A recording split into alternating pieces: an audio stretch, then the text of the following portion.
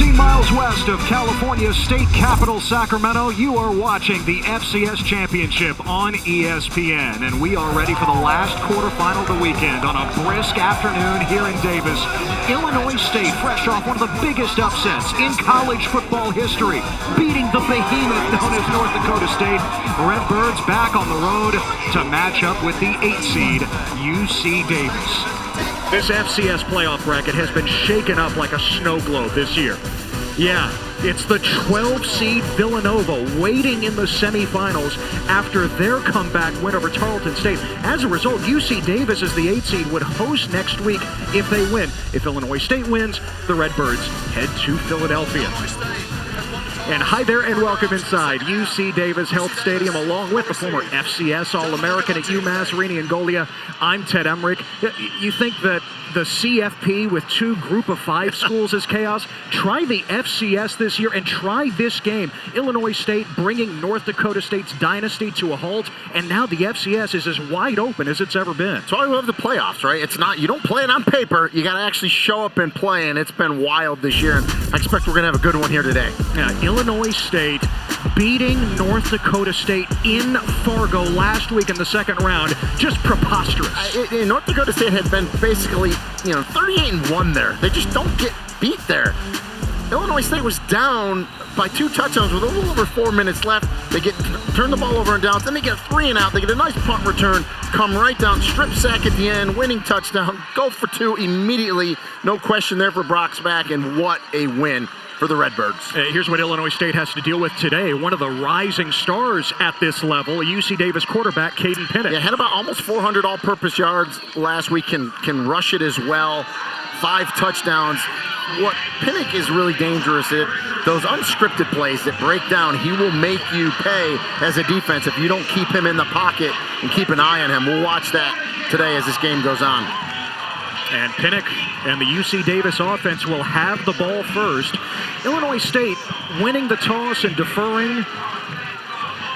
So Zach Jones is ready to return it for UC Davis. Yes, the 8 seed hosting in the quarterfinals.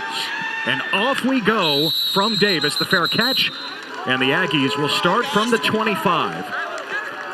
Tim Plow, UC Davis's head coach, Rini, has branded his team and this whole stadium Shredville. Yep. It's on his cap. It's a mentality. Well, Caden Pinnock's been shredding all year long, and especially last week in the second round. And to me, Tim Plow's the X factor. He's the head coach, but he also calls the plays. And a lot of times there's no rhyme or reason. He's got a great feel for what he does in play calling, and that can be an issue for defensive coordinator Travis Kneecap. 5 touchdowns through the air last week in that win over Rhode Island. That was close at halftime before UC Davis blew away the Rams in the second half. Pinnock to the air, and he's got his top target, Samuel Batu Jr. Plenty of speed, and Batu's inside the 25. That is what he has done all year long. Yeah, just an inside slant. Pinnock puts it on him in time, and that's what's important. Watch the release. Quick release, the throw, and then the yards after the catch with the speed from Samuel Batu Jr. 55 yards to Batu on the opening play. Now Fisher plowing inside the 20, just like that, UC Davis in the red zone. And you'll get a good mixture of tempo from Tim Plow. They're going to go fast at times. They'll slow it up, and you're going to get a good mixture of run and pass. A lot of weapons for Caden Pinnock to disperse the ball to. And that's the challenge for Illinois State's defense, right? You mentioned Travis Kneecamp, their defensive coordinator. He said the biggest thing today is handling the chaos that UC Davis presents on offense. Batu in motion on 2nd and 5. Pinnock trying to dump it to Fisher, and it bounces incomplete. Yeah, just wanted to check it down and just short-armed it, did Pinnock. It goes incomplete. And just getting back to the matchup, Illinois State, that Missouri Valley team, kind of, tough inside, kind of wants to play this game in a phone booth, right? Where UC Davis wants to spread it out. They want to go sideline to sideline. They want to make them defend their speed and athleticism.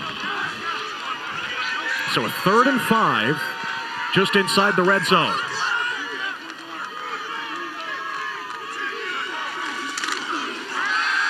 Pinnock pulls it. And it's off the hands of Batu. Took a shot from LaShavion Brown, the safety. And UC Davis will have to settle for a field goal try. Yeah, and Batu Jr., he saw LaShavion Brown, the safety, coming over. Knew he was going to get hit. It's easy for me to say up here. You might as well catch it. You're going to get hit regardless. But good job by the safety to come over and make sure he separated that ball from Samuel Batu Jr. It's been a rough year for Hunter Ridley in his third year as UC Davis's place kicker. This from 35. And Ridley connects. He has missed 7 field goals this year, but he puts UC Davis on the board. And I think that's a good thing. Obviously, you would want the touchdown there for UC Davis, but the fact you get 3 to open the game up and you get some confidence with your field goal kicker, Ridley, I think that goes a long way for them. Brock Spack is the all-time winningest coach at Illinois State. 17 years now in Normal. He led Illinois State to the FCS national title game back in 2014, where they actually lost to North Dakota State. Yeah, and he said this week, this team has heard all the stories from teams of years past. I just got the feeling that this team wanted to make their own statement, and they did that last week. Well, and, you know, the local media, they wanted him desperately to say it was the biggest win in program history, and he was like, top 3, top 5, it's in there, you know, because they have had a lot of big-time wins. And, you know, it's funny, when we talked to him, he brought up the 2012 game where they went on the road in the playoffs and beat App State when App State was FCS. And I'm like, yeah, I actually called that game. I've been around a while as well. So Illinois State is a tremendous program. But, yeah, I agree with you in the open. Arguably the biggest upset in college football history, what they did at the Fargo Dome last week. It ranks up there. It really does. It's 3 touchdown underdogs and in the Fargo Dome.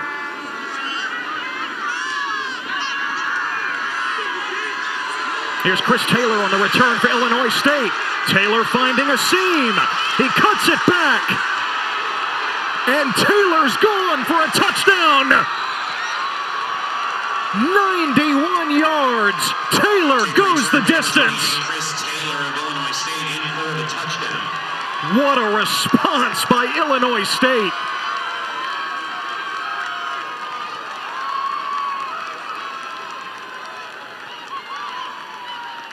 Wow. Great blocking on that left side, Ted, for Chris Taylor. And then when he gets to midfield, boy, he knows I'm not going to let the kicker take me down as he cuts it back and he takes it to the house. And Matt Maldonado adds the extra point. Taylor, the product of Normal, Illinois, helping Illinois State punch right back. Yeah, big time return. The answer right away. Redbirds lead it early.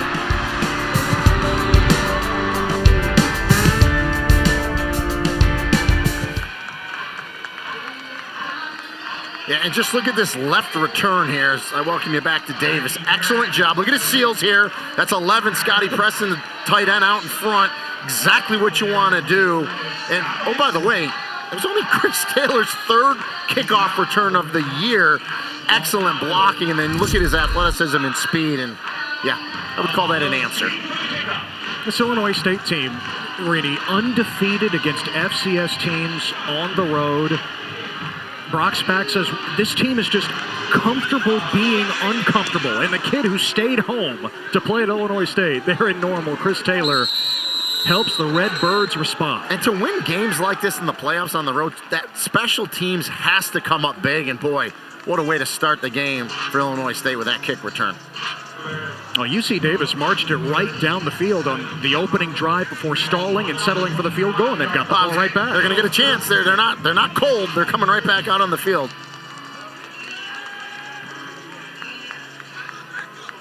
We haven't even mentioned the great mustaches in this game today yet. Oh, we'll get into that. It's an elite mustache matchup with Brock Spack and Tim Plow on the sidelines. Fisher on the sweep. And tugged down after a gain of about 4. Flag is down as well. Patrick Bauer pulled him down. Probably a face mask. Yep, had him by that face mask. Easy call for the officials. I'll tack 15 onto this. Personal foul. Face mask, number 13, defense. Penalty is 15 yards from the end of the play. Includes an automatic first down.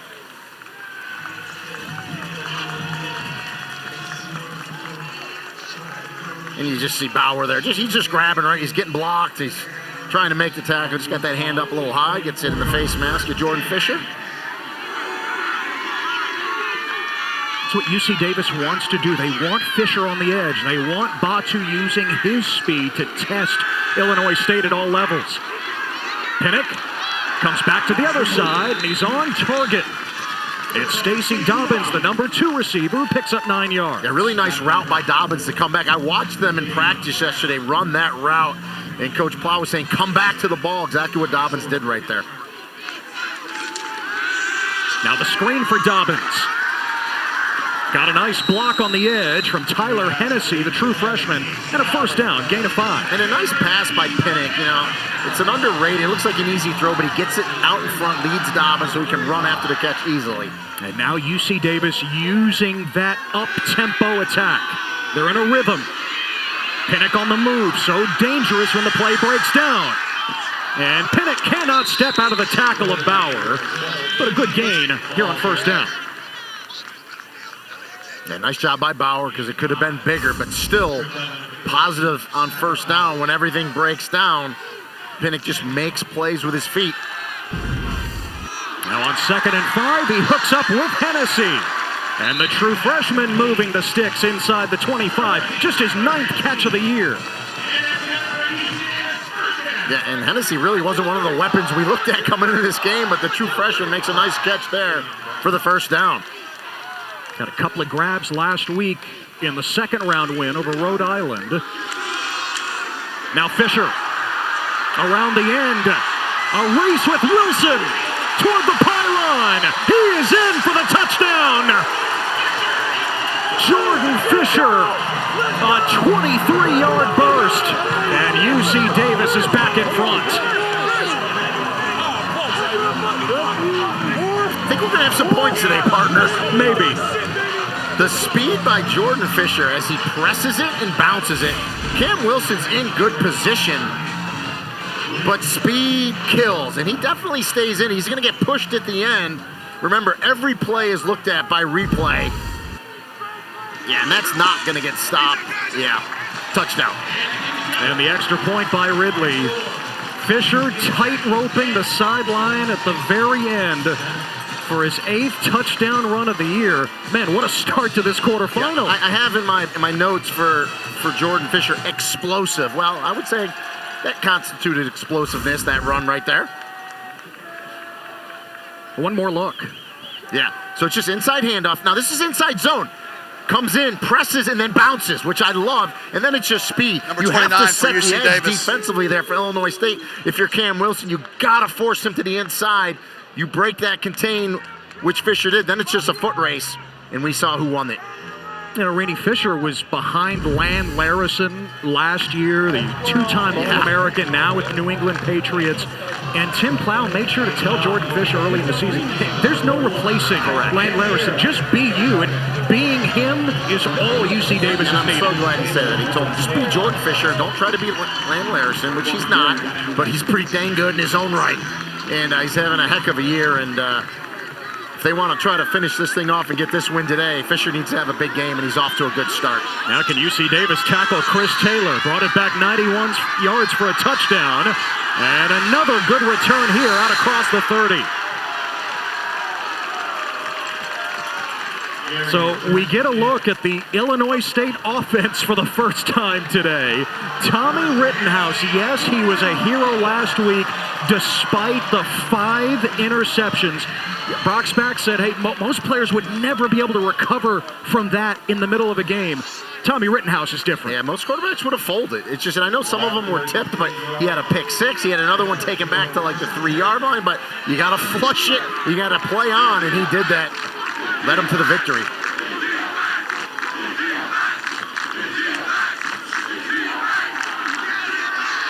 Rittenhouse, an effective scrambler, much like Caden Pinnock. He picks up a couple of yards. Jackson Severs, the sophomore linebacker, brings him down. Yeah, really not known for making plays with his feet, but he can. tucked it there, but good job by Sievers to come up and make that tackle. He's been playing very physical from that linebacker spot. He's the green dot as well for UC Davis.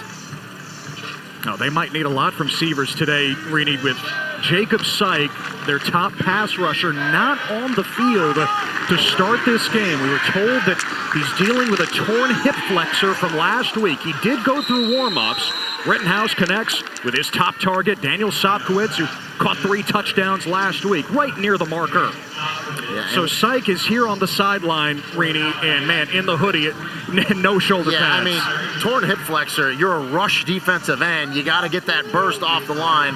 Really hard to do. You just hope if UC Davis is able to win this game, that they can get him back next week, but obviously not going to play today in street clothes. Yeah, the coaches told us yesterday, Rini, we think that he can go. It's going to come down to warm-ups. He did go through them. He didn't do a ton, though. First down for Illinois State. Rittenhouse loops it complete.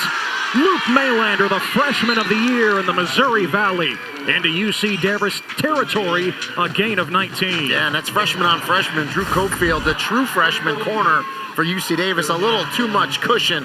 Good throw by Rittenhouse, puts it right in there. And this offense looks good.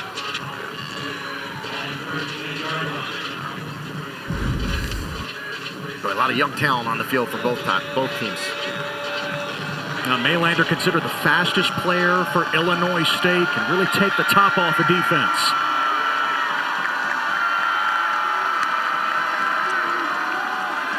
Now Victor Dawson, coming off a career game in Fargo last week.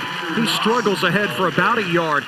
137 yards and a touchdown last week. And I do think offensively the strength for Illinois State is that wide receiver room. They're loaded, but Victor Dawson, as you said, had a great game last week, and you have to balance the passing attack out with the running attack, and Dawson did it nicely last week. And I don't know, Wankers Wright's another running back that was a game-time decision in warm-ups, and so it's that time of year, Ted. Everyone's beat up. You got injuries. You just got to try to fight through it if you can.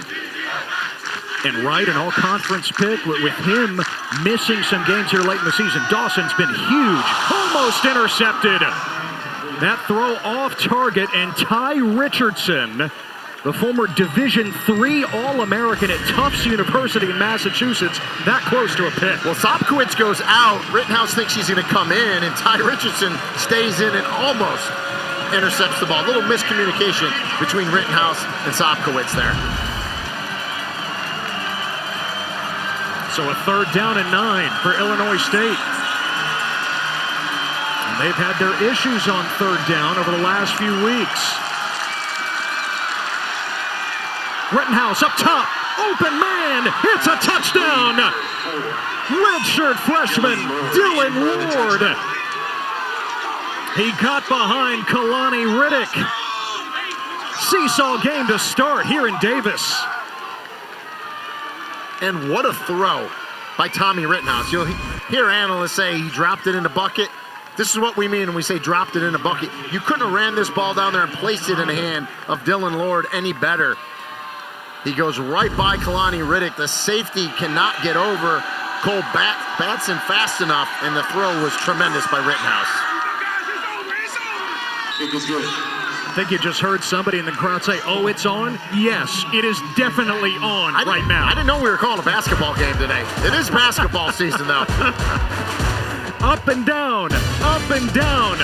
Dylan Lord has Illinois State now on top. Well, here in the FCS quarterfinals, there's no settling in. There's no feeling each other out. We've got 4 possessions and 4 scores in the first 6 minutes. Yeah, back and forth, right? UC Davis opens the game with a field goal, then the kickoff return. And then UC Davis comes back and says, we'll give it to Jordan Fisher. And for the score, and Illinois State said, well, we're going to come back. Rittenhouse to Dylan Lord. And yeah, we're not even halfway through the first quarter, and 24 points on the board. In case you were wondering, Reedy, that's a 235-point pace. Yeah. I think we'll slow down a little bit from that pace, but I do think we're going to have a lot of points today. This is a rematch from the playoffs a year ago on this field. It was in the second round. UC Davis won 42-10. Went down 7-0 to Illinois State. Scored 28 in a row to take command But here, very different game so far. Back and forth. And UC Davis has it back at the 25. You know, the other thing for UC Davis, Rini, is they've got key guys out, as we mentioned. Yeah. Jacob Syke, their star edge rusher. Tim Plow and his team, they've had to deal with the flu running through the team this week. Well, and it's not funny, but I talked to someone from Rhode Island last week, and that's who they played. They dealt with the flu last week when they were out here in Davis. So you almost wonder, man, did it get passed on during the game? And yeah, so just another hurdle they have to deal with today.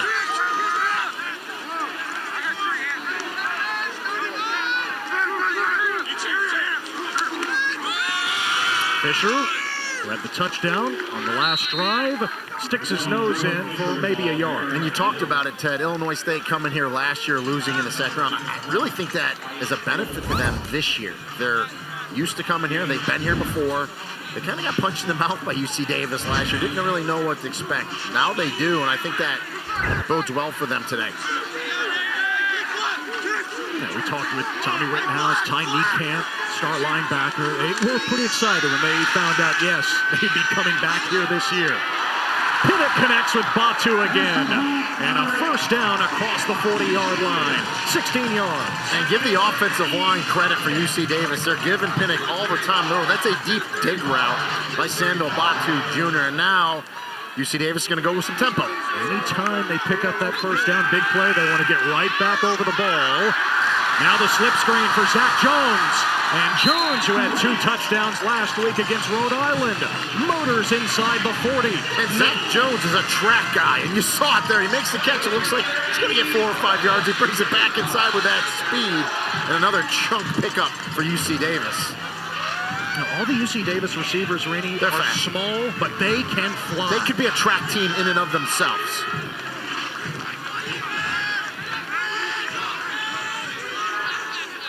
Kai Asia's checked in at running back now for UC Davis. And he gets the call. And Asia to the boundary. Down the sideline. Pushed out inside the 20-yard line by Jack Dwyer. The junior from Loomis, California, about 40 miles to the east, ripping off a 23-yard run. Yeah, good run by Asia. Good blocking that right side. They run it to the boundary, the short side of the field. Asia gets through there, down that right sideline, and this offense is really humming.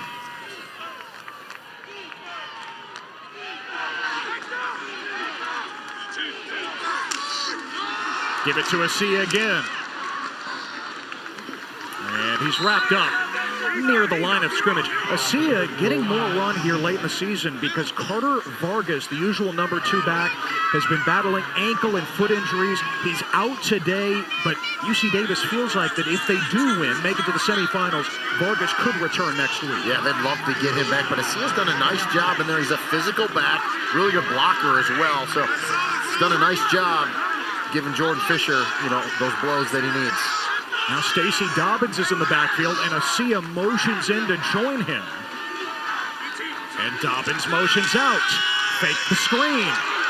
Now Pinnock does let it go. Asia stumbles ahead inside the 15 to bring up 3rd down.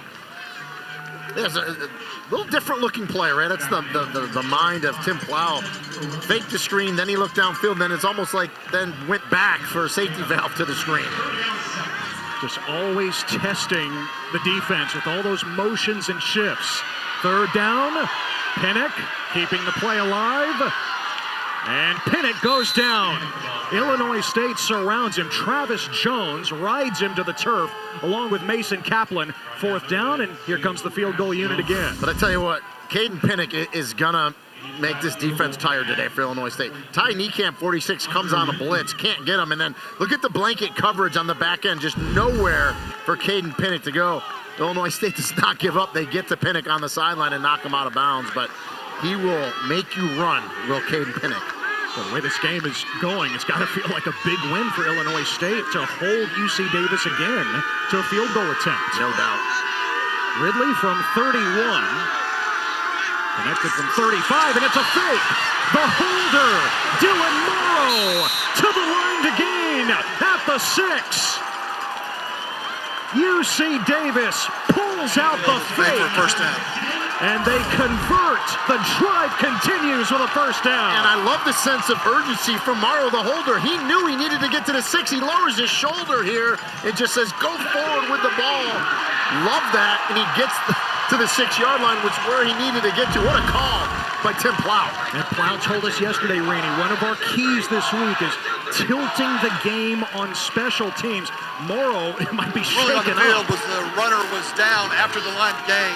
Previous play is under further review. Now to take a closer look just to make sure that Morrow did pick up the first down, but Plow told us yesterday whether it's a fake, whether it's a block kick, a big play in the return game. Of course, they gave up the kick return for a touchdown. They were hoping to change the game on special teams in some way. Now, hopefully Morrow, who's the punter, he's the holder, is okay. Holding that hand. Yeah. So this is the Southland Conference crew, Southland Conference replay booth. We talked to them before the game. Remember, it was called a first down on the field, so you need clear and obvious video to overturn it. It needs to get to the 6. So remember, the knee goes down, but where is the ball when the knee's down? And just like breaking the plane, if the nose of the football breaks the plane of the 6-yard line, it's a first down. Now you see the knee down, Ted, but to me, the ball broke the plane of the 6. I don't see anything clear and obvious there that's going to overturn the call on the field. It would be hard to do considering the standard you have to meet to overturn that call. Because, you know, we have a shot that's kind of at an angle.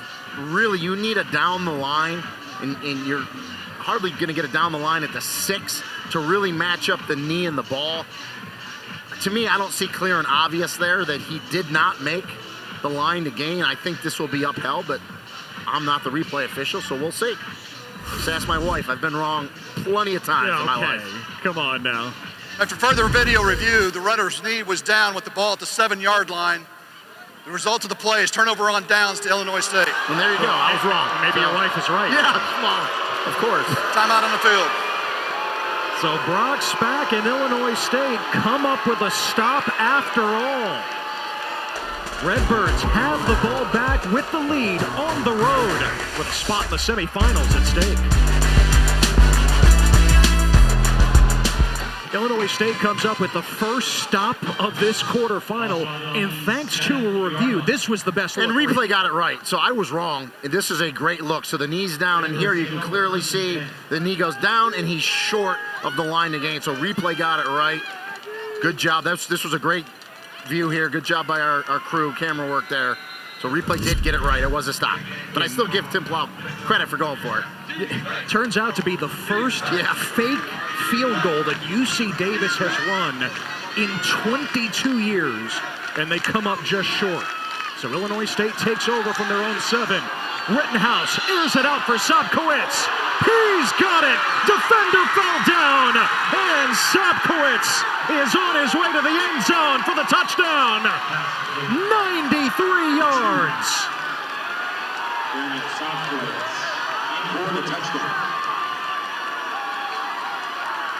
To me, Daniel Sobkowitz is the best player for Illinois State. Tremendous ball skills. Great size, speed. He's 6'3", 205. He's going against a true freshman, Drew Cofield, who started every game. Cofield's in good coverage there. You just got to turn and find the ball. He doesn't. Guess who did find the ball?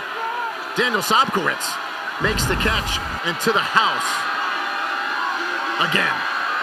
Nobody has caught more touchdowns in Illinois State history than Sobkowitz. Make it 37 in his career now. How big is that replay now, right? To get it right and overturn that fake. One play later, touchdown, and it's like you can hear a pin drop in this stadium.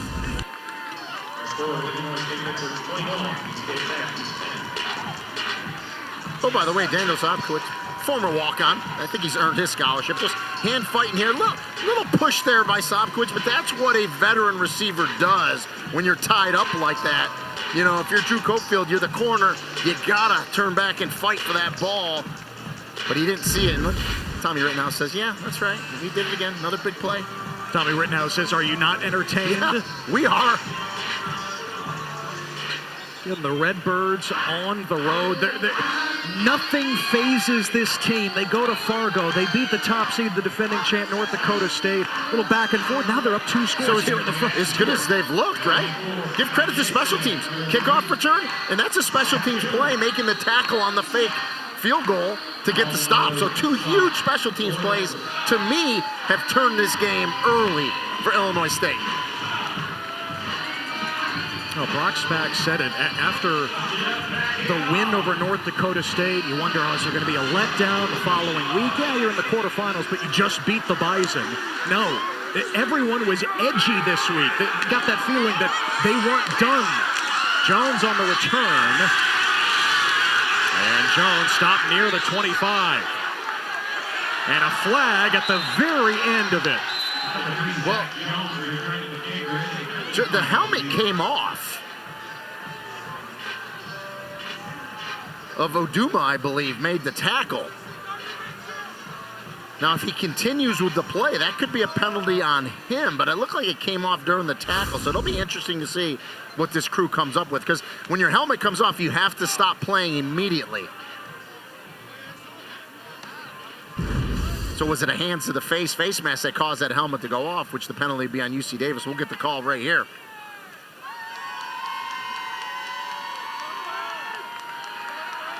Or will we? Or maybe not. Or not. Not quite yet. Yeah, James Brookhart, Personal the referee. foul, participating without a helmet.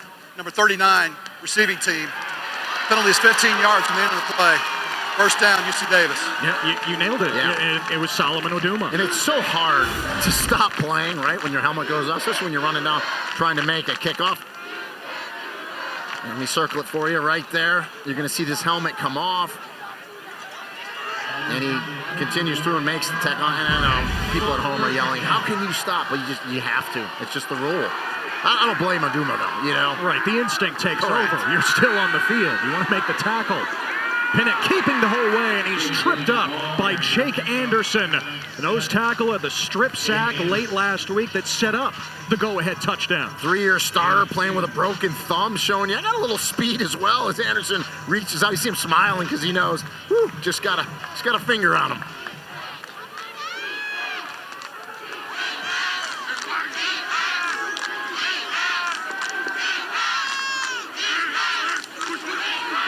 Headed to Batu on the jet sweep.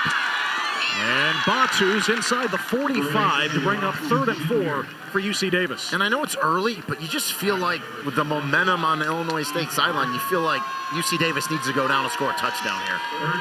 Huge 3rd down here. Aggies are 0 of 2 on 3rd down so far today.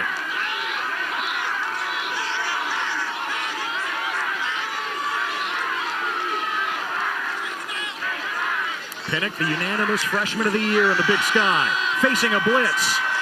Pinnock escapes. Incompletes it for the first down to Scott Nixon. The junior who caught his first career touchdown pass last week. He picks up 7 in the first. Yeah, excellent job by Nixon to just sit on the sideline, pass the sticks, knowing that Pinnock was rolling out his way. Now Pinnock rolling the other way. And fires it again, this time to Stacy Dobbins. And another first down for the Aggies, a gain of 14. But he threw that in some traffic as Samuel Batu Jr. fell down as Dobbins came across on that route. A lot of traffic around, but Pinnock still puts it right in there. Once again, UC Davis upping the tempo. Illinois State brings the blitz, and Pinnock beats it with the throw to Batu. Flag is down in the backfield. Batu out of bounds near the 25, but check that marker.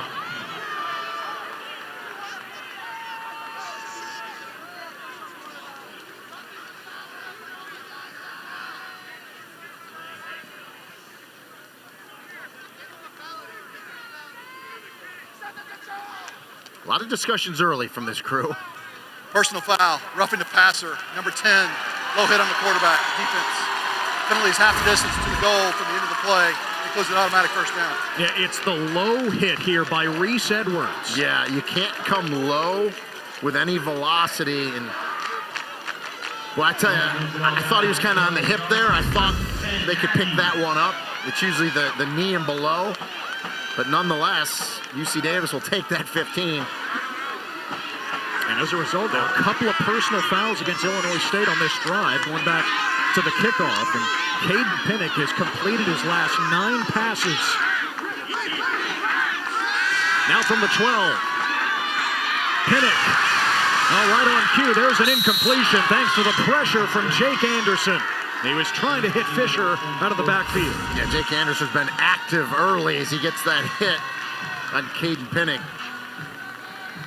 Good job by Pinnock to at least release the ball and get it to the feet of his running back for an incomplete pass. And that's been the difference for Illinois State in the latter half of the season, just the pressure they've been able to apply up front with Anderson, Garrett Steffen, and others. Yeah, for sure. You got to get pressure on the quarterback, especially someone like Caden Pinnock. On 2nd and 10. Pinnock was looking in the flat, now to the end zone. Dobbins, did he hang on? It's a touchdown! UC Davis answering as Pinnock fits it into Dobbins. What a job by Stacey Dobbins. He climbs the ladder, he high points it, and then clearly gets his left foot in bounds as he comes to the ground, survives the ground with the football. Back and forth we go.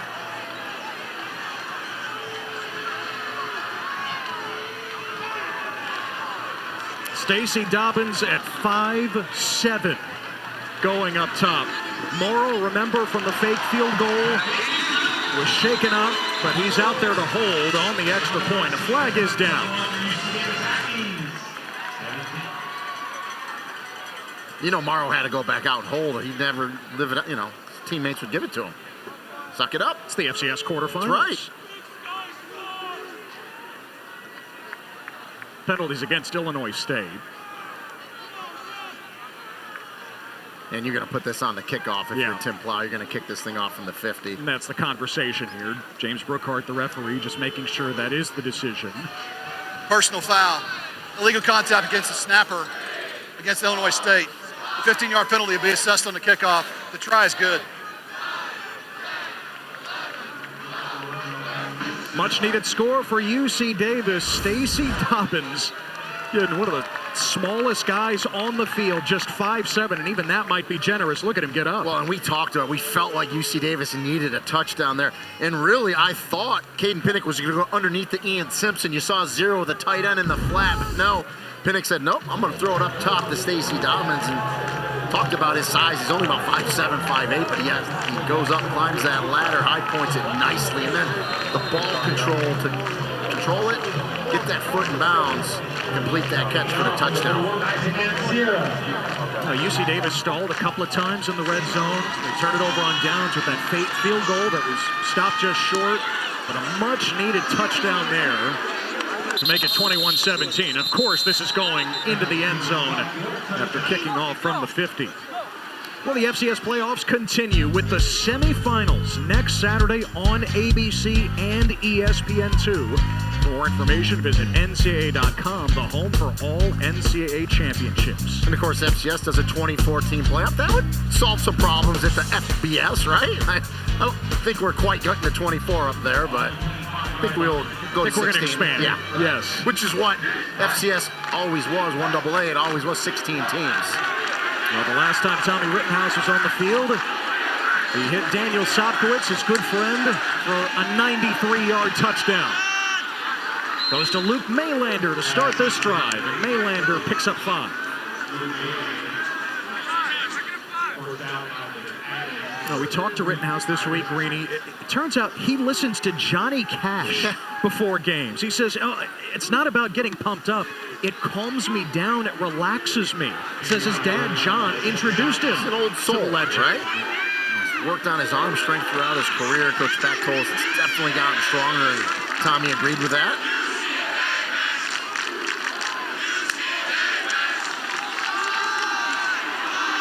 Dawson to the second level.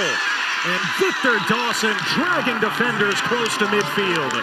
Man, he's a tough runner. 19 yards. I mean, he's 220. He lowers his pads. He knows how to run behind those pads with great contact balance. And you better bring a couple hats to him, because if he breaks a tackle, he's got the speed to take it the distance. excellent job inside zone. Good job on that duo block up front of that offensive line, and Dawson hits it nicely. Started his career at Merrimack in Massachusetts, was a freshman All-American in the FCS. A couple of years at Cincinnati, and now back in the FCS at Illinois State. Rittenhouse scrambles, he's got room, and he slides just short of the line to gain. Of course, it's where the slide begins, and he's marked a yard short. That's an excellent spot. Normally you'd be like, all right, Tommy, you got to get that first down. But on first down, I get it. You slide, you're a yard short. And that's going to take us to the end of a very exciting first quarter. You want fireworks in the FCS quarterfinals? Come to Davis at the 8th seed and the unseeded Illinois State Redbirds. We're on top 21-17. A wild game so far. Both teams vying for a spot in the semis.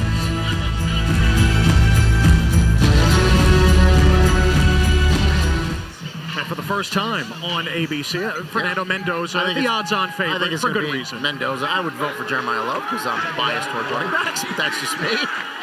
You and running backs stick together. That's right. Here in Davis, California, the FCS quarterfinals. Tommy Rittenhouse and Illinois State firing, and it's intercepted.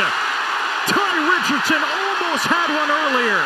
He snags this one, and Richardson's still going inside the 30. And he's edged out of bounds around the 25. Richardson's second pick of the year, and the 8th of his career to turn the tide for the Aggies. And then the return after the interception, outstanding. Give credit to Javon Charles, 85, the tight end for Illinois State. Doesn't give up on the play, or else Ty Richardson's taking that to the end zone. But nonetheless, a big-time return by UC Davis, and that was a stop their defense needed, and they get it. A 54-yard return by Richardson, who made the leap from Division III at Tufts University in Massachusetts to D1 here in the FCS. I love guys like that because they have a chip on their shoulder and they want to prove themselves, and Ty Richardson is doing that. Remember, UC Davis was behind 21-10. Now a chance to take the lead, and a tipped pass. Incomplete. Ian Simpson, the tight end, was the target. And that was Anthony Corona, the middle linebacker. He was just kind of spying Pinnock, and a good job athletically as he times that throw to knock it away.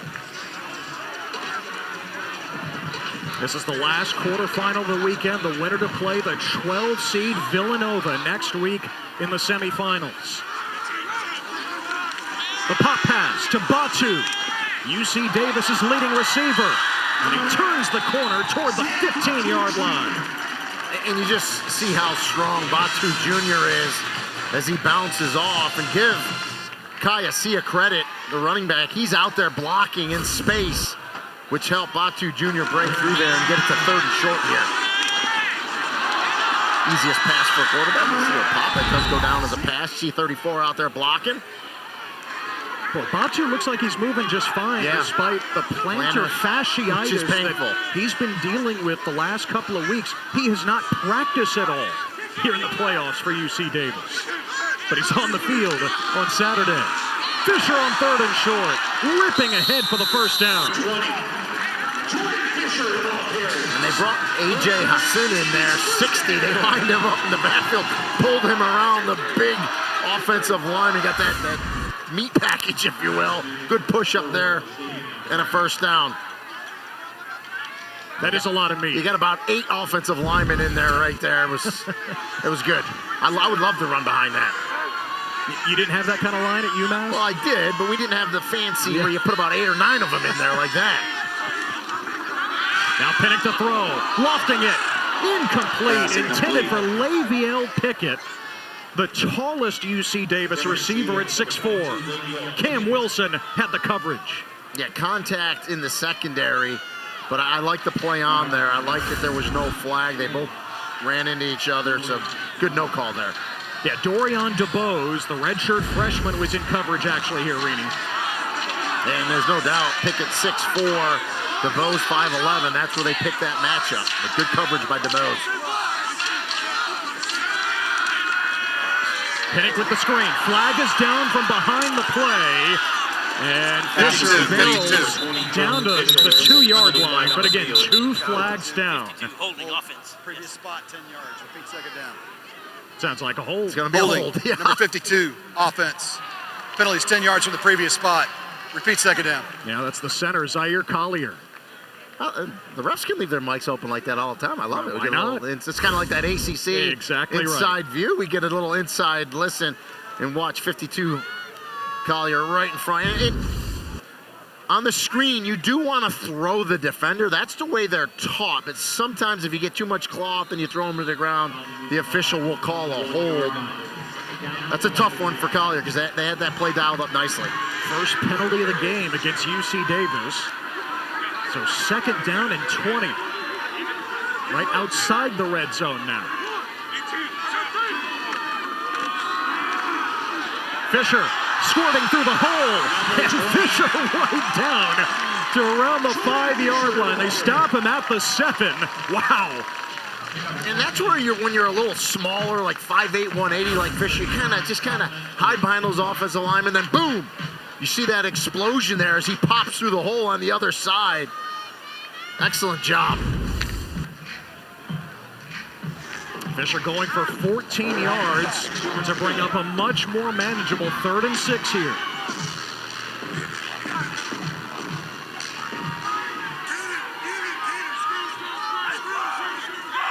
Play clock running down here. Dobbins in motion. They give it to Fisher again.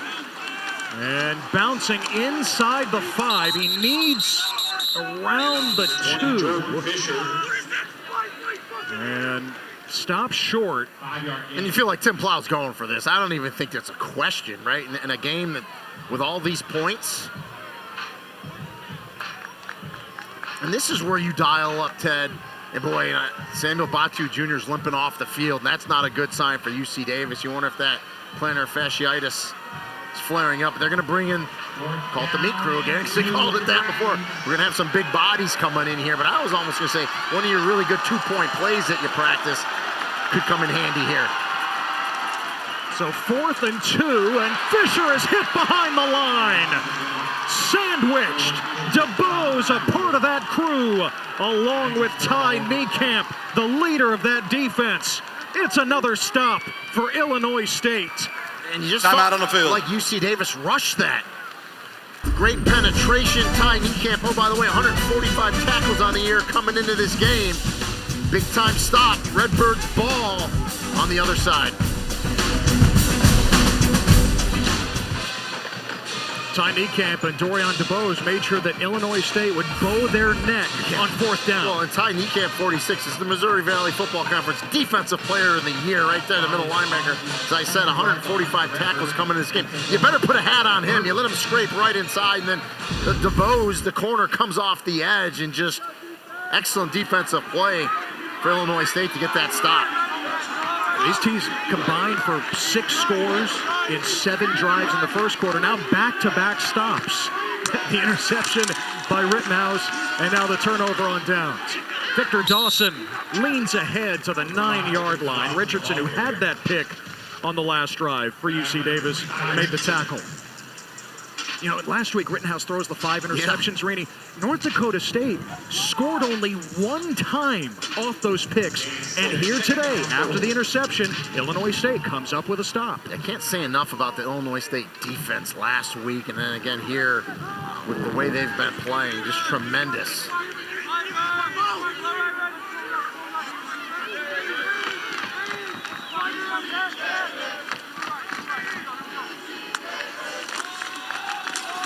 Dawson again.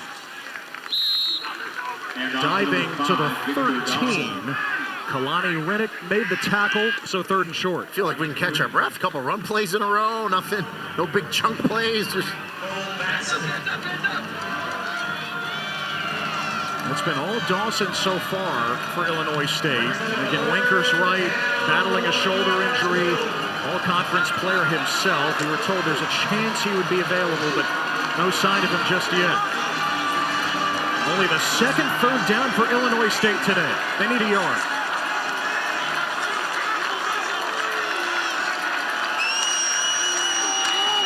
Dawson, third straight carry, and he stumbles ahead for the first down. You know, Ted, you talked about Victor Dawson's travels. Started FCS, was really good. Goes to FBS at Cincinnati, and then back to FCS. Just goes to show you, grass isn't always greener, right? I tell kids all the time when people ask my opinion, the most important thing is you want to play. I get it, there's money out there, there's NIL, there's opportunities, but when you're 50 years old and you're looking back at your career, you want to have been able to play and really contribute it. And boy, Victor Dawson's doing that here at Illinois State. Here in the 15th game of the season, closing in on 1,000 yards. Rittenhouse fakes it to him and slings it up top. Maylander to the top rung, and he pulls it down across the 30-yard line. 17 yards. Yeah, talked about the ball skills of Daniel Sopkowitz. Maylander's got some pretty good ball skills as well. As he goes up, makes his catch, and then toe taps that left foot, make sure he gets it in. Great awareness on the sideline. Really, freshman of the year in Missouri Valley. He's going to have a great career. That's what the Illinois State coaches stressed to us this week. With the flag down here as Dawson gets the handoff. That outside of Sopkowitz, there are more weapons. Ball start. Now. Number 82, offense, 5-yard penalty, first down. You know, if a team tries to take away Daniel Sopkowitz, and many teams try, it's pretty hard to do. Maylander can beat them. Dylan Lord can beat them. He has a touchdown in this game, and of course the running game with Victor Dawson now. We haven't even called out Eddie Casper's name yet. He's had a nice year as well. So 1st and 15 for the Redbirds.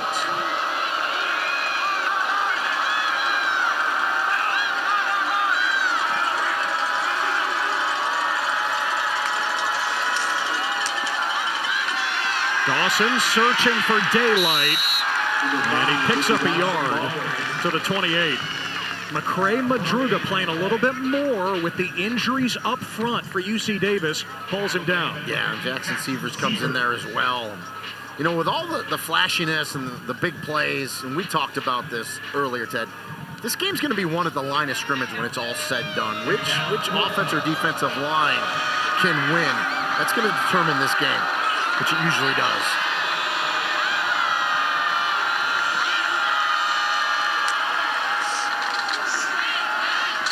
Rittenhouse has time and throws it to the UC Davis bench. Dylan Lord was in the vicinity. It brings up 3rd and 14. Yeah, they wanted to come underneath. They wanted to run a little swing screen to Victor Dawson.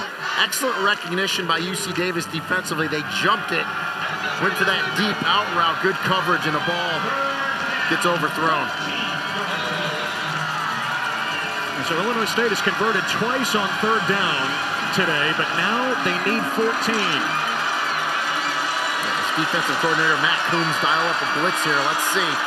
And remember, no Jacob Syke for UC Davis today. Their top pass rusher, Rittenhouse, scrambling, eyeing the 42, and he dives ahead for the first down. The play is never over with Tommy Rittenhouse. He picks up 15. And defensively, that's exactly what you wanted. You don't run a blitz. You just rush 5. You force him to run. That's fine. He's got to go 14 yards. You got to come up and make that tackle. They don't do it in the awareness of Tommy Rittenhouse to dive forward and make sure he gets that first down. That's all Tommy Rittenhouse. And the surrender cobra from Jacob Syke, a finalist for the Buck Buchanan Award, the FCS Defensive Player of the Year. All he can do today is watch with that torn hip flexor. Pass caught by Sopkowitz on 1st down. And he's across midfield in the clutches of freshman corner Drew Cofield. Picks up 8.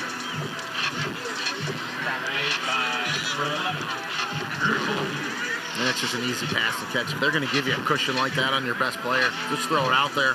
Pick up 7-8 yards on 1st down. You will take that all day long. You see Sopkowitz, he's got a brace on his shoulder. Yeah. Everyone's beat up this time of the year. It's December, right? He missed a couple of games in the middle of the season with that injury. He's still wearing the brace. He says it doesn't really affect him. And remember, had a 93-yard touchdown earlier today. Dawson again.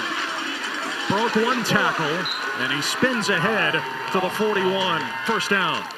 And remember, because Illinois State played in the first round, this is their 15th game of the year already. So a lot of football under the belt of these guys. Again, such a remarkable story as Illinois State's on the march here. Remember, took over deep into their own end after the turnover on downs. The last remaining unseeded team in the FCS quarterfinals, they were among the last 4 teams in the field, according to the committee. Coming off that upset of 1 seed North Dakota State. On the 10th play of the drive, Victor Dawson curving his way inside the 30-yard line. You know, that offensive line for Illinois State, they've had some injuries this year. They've had to plug some guys in. They're winning at the point of attack right now. They're winning the line of scrimmage, and then you give it to your big 220-pound back, little inside zone, and just excellent job. You see Logan Brassfield, 70. It's his first year here. He's manhandling his guy, just winning up front. Clearing the way for Dawson. And now a stoppage here with under 5 to play in the half. Previous play is under further review for the ball carrier being down. Okay. Well, and I'm going to stay out of this one because I was completely wrong last time. I'll let you look at it, Ted. You be the analyst. Yeah, right. Meaning nobody needs that. But let's take a look here. Of course, the first down on the field. On the field. You know, Dawson's so hard to bring down. They'll take a closer look. We will too. We'll come back with the result. With Illinois State in front and driving again here on the road.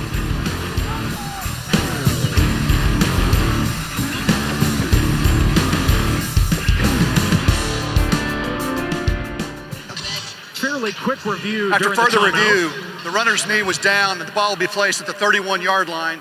First down, Illinois State. Yeah, it's still a first down for Victor Dawson. He was trying to fight his way out of the tackle of Cole Batson, but that knee did go down. Yeah, we got a great shot of it here. Good call, and the only thing it caused, Victor Dawson, a few yards on the box score. But still move the chains for Illinois State. They took over at their own 4 after stopping UC Davis on downs, and now they've got it at the 31.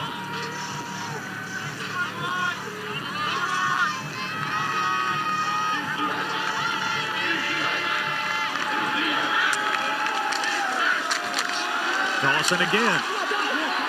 A stiff arm for Richardson.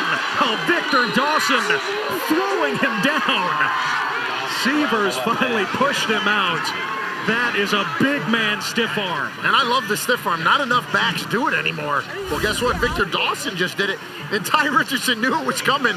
If Ty Richardson could have just held on at the end, it would have been okay. But Dawson was strong enough to just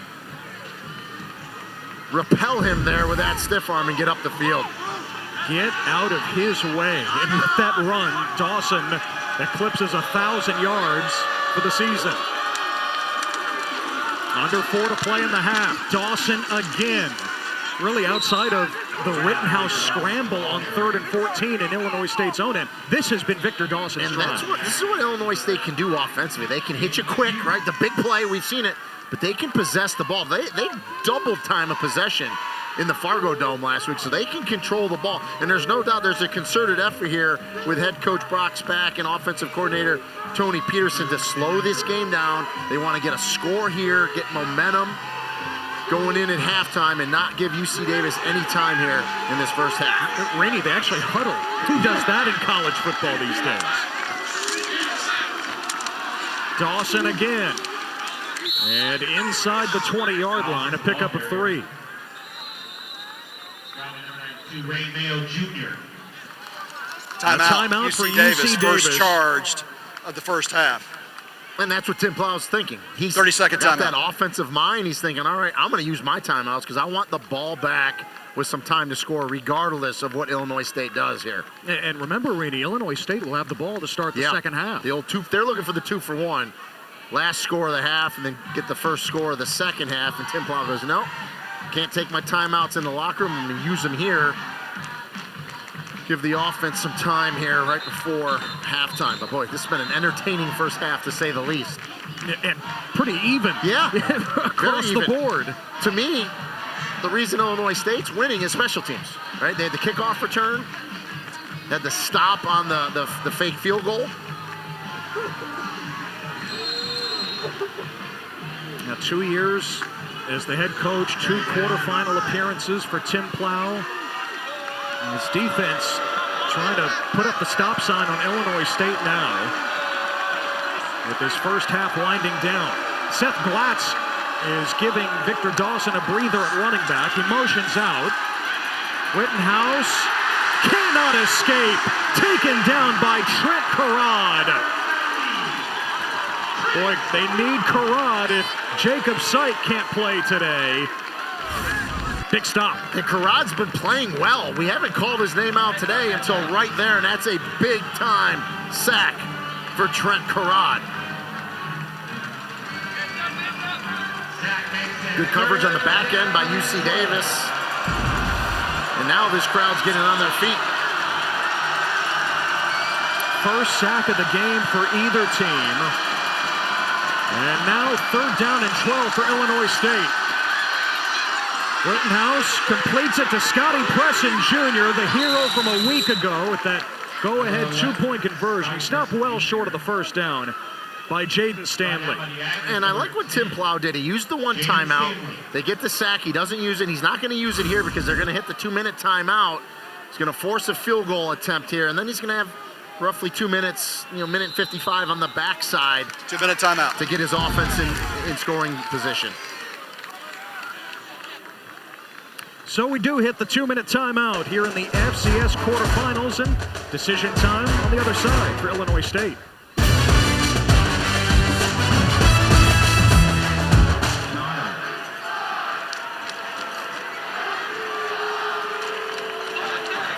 Now the decision is to kick the field goal for Illinois State, which has had 5 kicks blocked this year.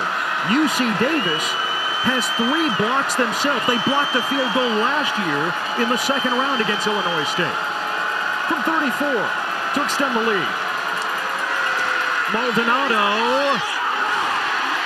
No good. Wide to the left.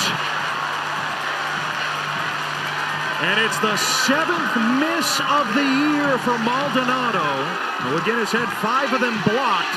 This one just off target. And Brock's back almost looking like he thought it got deflected. I don't think it did. I think he just pulled that. It's like a hooked 4-iron there. Oh, it didn't look clean at all. It wasn't clean, and I think a defender did get a piece of it as well for UC Davis, but boy, it just did not come off his foot well. And a big stop for the defense for UC Davis. Yeah, just the trajectory of the ball would suggest that somebody got a piece of it. In any event, UC Davis takes over at the 20 with 2 timeouts. Caden Pinnock, the star freshman, throws it away. So more pressure from Illinois State up front. And that's what Travis Niekamp, the defensive coordinator, is doing. He's dialing up some pressure.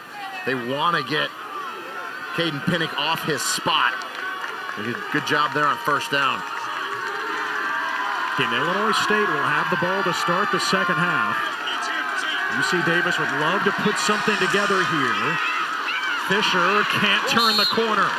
Hit at the line of scrimmage by Cam Wilson and Wyatt Bowles, and it's 3rd and 10. And that time you notice Cam Wilson came from the outside. He set that edge. He wasn't going to let Jordan Fisher get to the outside. And they make the tackle at the line of scrimmage. And Illinois State has all 3 timeouts. You wonder if they might use one. And I'm curious why Brock Speck didn't use one right there, now that it's 3rd and long. And UC Davis, of course, at this point, taking its time, something they rarely do. Yeah, I'm really surprised he didn't use one right there on 3rd down. Now, UC Davis can take this clock down to about 1:05 to go. 3rd and 10. Pinnock finds a dragging Dobbins for the 1st down. Dobbins with plenty of space.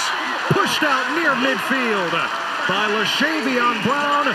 31 yards, and the drive rolls on for Davis. And now you know why he didn't take the timeout. He's worried that they were going to do this because they're an explosive offense. Just a drag route by Dobbins. The defender falls down. Pinnock puts it on them, and just like that, they're at midfield. Clock stopped here at 56 seconds. In 2 timeouts for UC Davis.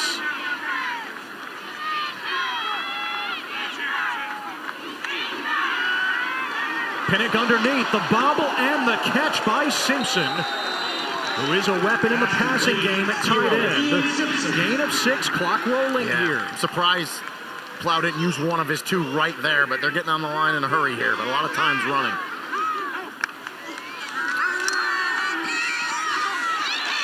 Pinnock. Out of bounds inside the 40-yard line. So he found the escape hatch for 7 yards, and the clock stops at 31 seconds in a first down. It's such a big play because he knows he needs to get out of bounds. He does it. He picks up the first down, saves that timeout. So you still got 2 with 31 seconds, so you can still use the middle of the field. Middle of the field is still open for you if you're UC Davis.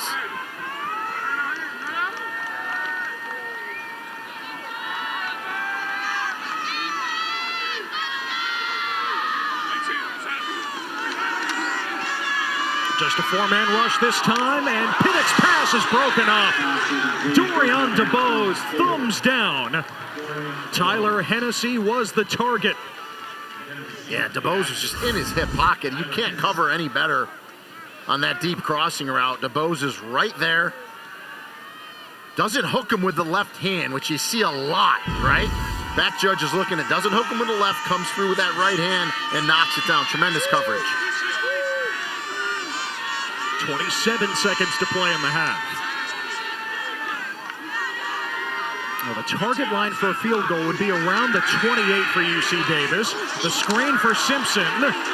And Simpson pushes inside the 35. Now UC Davis has to call a timeout here.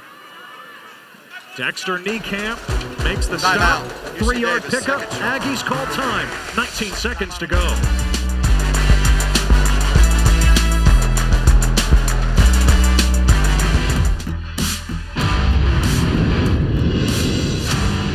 The 12-team playoff gets underway Friday night in Norman. The 8-9 matchup, Alabama and Oklahoma. Rematch from the regular season. Here in the FCS playoffs, the quarterfinal round, and the last quarterfinal to kick off here out west, just west of Sacramento. UC Davis, the 8 seed, hosting the team that knocked off top seed North Dakota State. And out of the timeout, 3rd and 7 for the Aggies.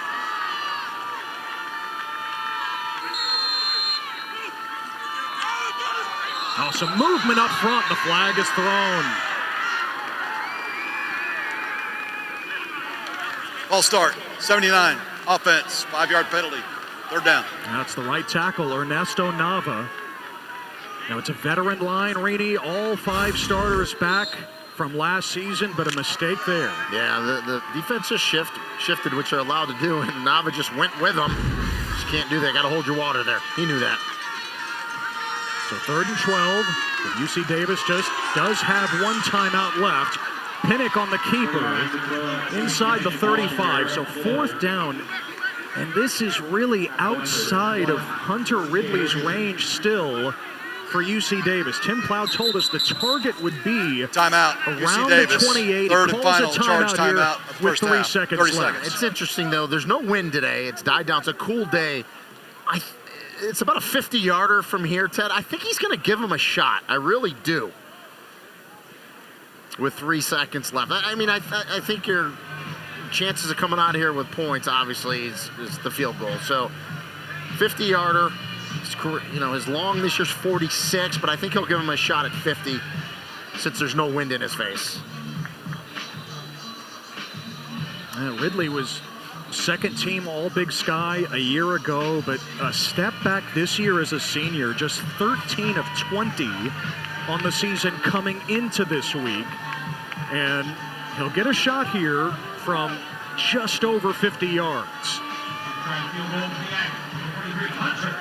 He's 0 for 2 from beyond 50 this season, officially a 51-yard attempt on what looks to be the final play of the half. Ridley unloads. No good. Missed it way to the right. To the end of the first half of play, the score, Illinois State Redbirds 21. So UC Davis comes up empty on that final drive, and Brock Spack's Illinois State team, coming off that historic upset of North Dakota State last week, has the lead on the road here in the quarterfinals. Yeah, playing good football. We expected they would for sure. 21-17. Coming up, we'll show you who the winner of this game will face next week in the semifinals.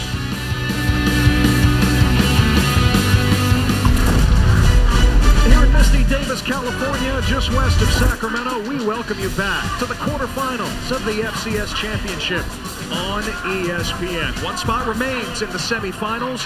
Illinois State unseeded up 21-17 over the 8 seed UC Davis. Glad you're back with us along with Rainey and Golia. I'm Ted Emmerich. We had a track meet in the first quarter. These teams combined for all 38 points in the first 15 minutes, then just a little bit of defense in the second. Listen, they moved the ball in the second quarter, just no scoring, and that's give credit to the defenses. They were both bending a little bit, but they didn't break, so no points. And man, I think this is going to be a well of a second half here. Yeah, again, the winner to meet Villanova in the semifinals next week. Yeah, Caden Pinnock for UC Davis, freshman of the year in the Big Sky. Tommy Rittenhouse, honorable mention, all Missouri Valley for Illinois State, both putting up big numbers. And we know in that second quarter, we saw some takeaways and some stops from the defense. So what I'm going to be looking at in the second half is which defense can get that big stop or takeaway, but then score off it, right? Make points off the turnover. I think that's going to win this game here.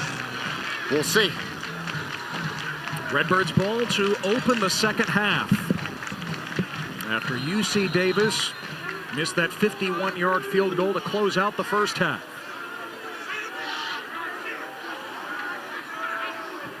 Isaac Mancera, the redshirt freshman, boots it away to get the third quarter started.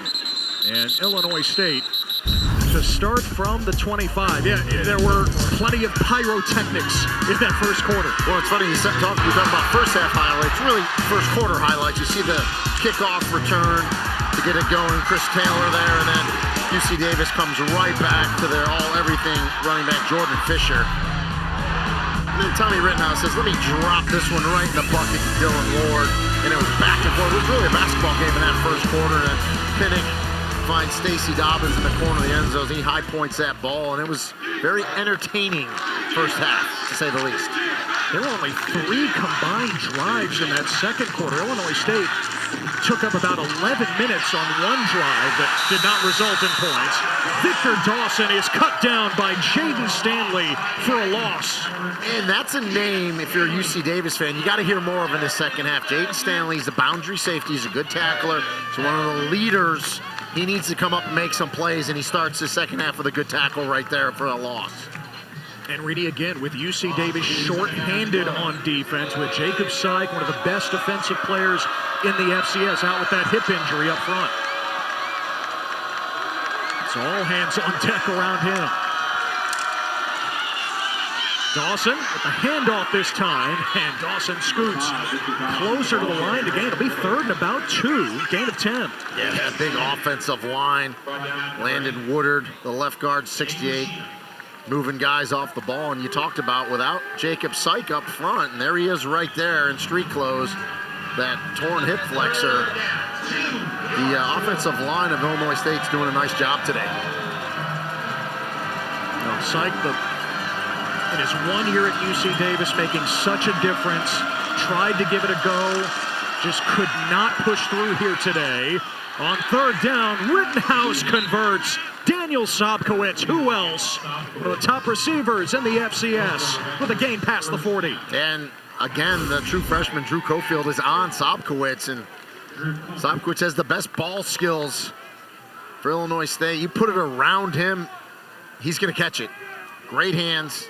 Doesn't let the ball get to his body, just one-on-one. He's getting a little option route there, and nice catch for the first down. Sobkowitz over 100 yards today, had a 93-yard touchdown in that first quarter. Rittenhouse guns it to Maylander. And Maylander shuffles out of bounds with a gain of 8. And that's the thing for opponents of Illinois State. Eventually, Sobkowitz is going to move on, and you're like, oh, we got rid of him, the all-time leading touchdown receiver for Illinois State. Oh, Luke Maylander, freshman. I mean, It's like a revolving door there. Just bring in another really good receiver. Again, so many weapons for Illinois State, which has not always been the case outside of maybe that #1 receiver. They love their depth this season, and they love Victor Dawson, who plows ahead for the first down. Gain of 4. And that left side of the offensive line, he got a lot of starts over there with Woodward, Jake Pope, 67, all conference. It's the side I'd want to run behind on short yardage. You gotta love Victor Dawson, who transferred here even with the presence of Wankers Wright, who again we have not seen so far, battling the injury. He just wanted to contribute to a winning team again. Dawson fed again. And inside the 40-yard line, Nate Lucchina finally brings him down. It's a gain of 7. Dawson had just 7 carries, Reedy, over the last 2 years combined at Cincinnati. So the one good thing is he's fresh, right? I mean, he's the type of back, old school, brings me back to like the 90s where you can give him the ball 25, 30, 35 times. He runs with that kind of presence and power. He said, I wanted to play in meaningful games and just be on the field again. Been that #2 back most of the season. He's definitely the lead guy right now. Dawson stepping out of another tackle into the secondary and tripped up inside the 20 by Stanley. 21 more yards as Victor Dawson goes over 100 for the game. And it's a great combination. You have a 220-pound downhill runner in Victor Dawson, who has speed, by the way, and you have an offensive line that's just controlling the line of scrimmage. They're getting downfield, they're getting their blocks, creating holes, and Dawson's not flashy. He's going to hit it. Square those shoulders and go, and it's a great combination. Now inside the red zone, and Seth Glatz takes Dawson's place in the backfield.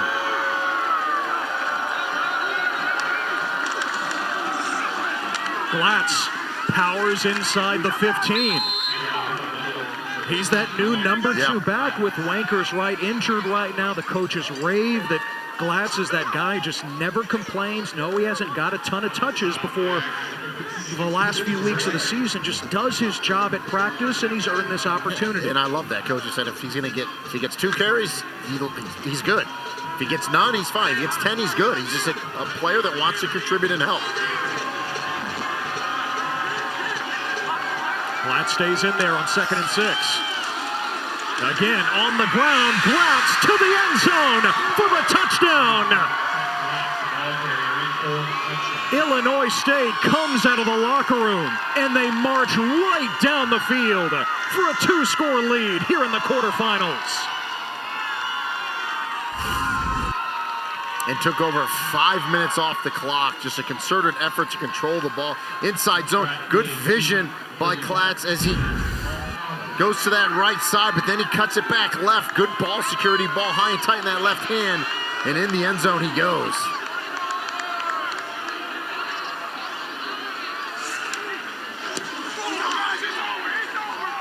And Maldonado adds the extra point.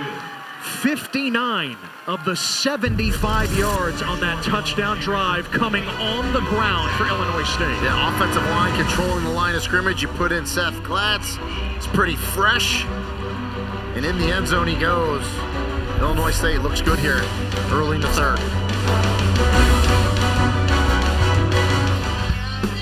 Now the FCS championship making the move from Frisco to Nashville this year.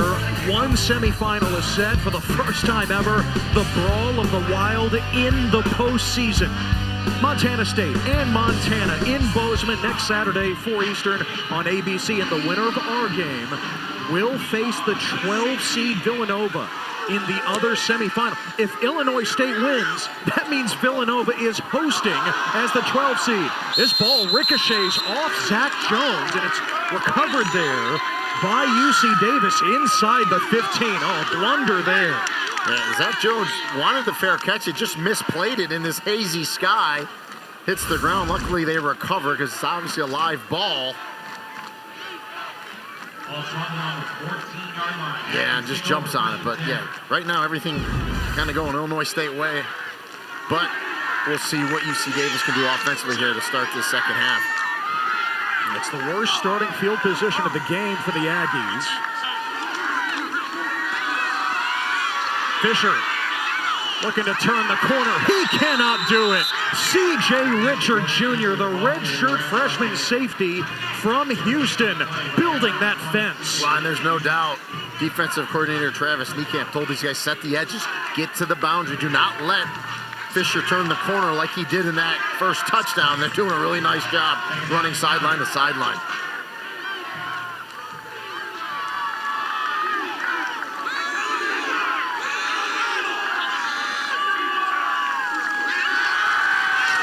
Caden Pinnock, a deep shot. He wants Zach Jones. He's got him. Ball comes out at the end. And Illinois State has recovered. It's not an incomplete pass. It's ruled a catch and a fumble. Shadwell Kuba Ruled on the field as a recovers catch. it. With a fumble by the offense, recovered by the defense. He clearly caught it. This is going to go to replay, though, because was his knee down? We're going to get a great look here. He makes the catch. He's not bobbling, and he tucks it. That's a, oh boy, that right knee when the ball came out. We'll have to slow that down. But yeah, it's funny because we were talking to the replay official before the game. He said, yeah, I've done like 9 reviews the entire year. I go, we just jinxed ourselves for today because this is about to be replay number 3. I'm assuming he's going to, he's looking at it no matter what, whether he stops it. But wow, was that close. Clearly a catch in my opinion. Does the ball come out before that knee hits the ground? So we have a catch by Jones. And it's the right knee or right shin. Remember, the shin is down as well. Yeah, the replay saw enough that he's not going to stop this. And that's the right call. That ball was coming out. That's a great view right there by our crew. Good shot.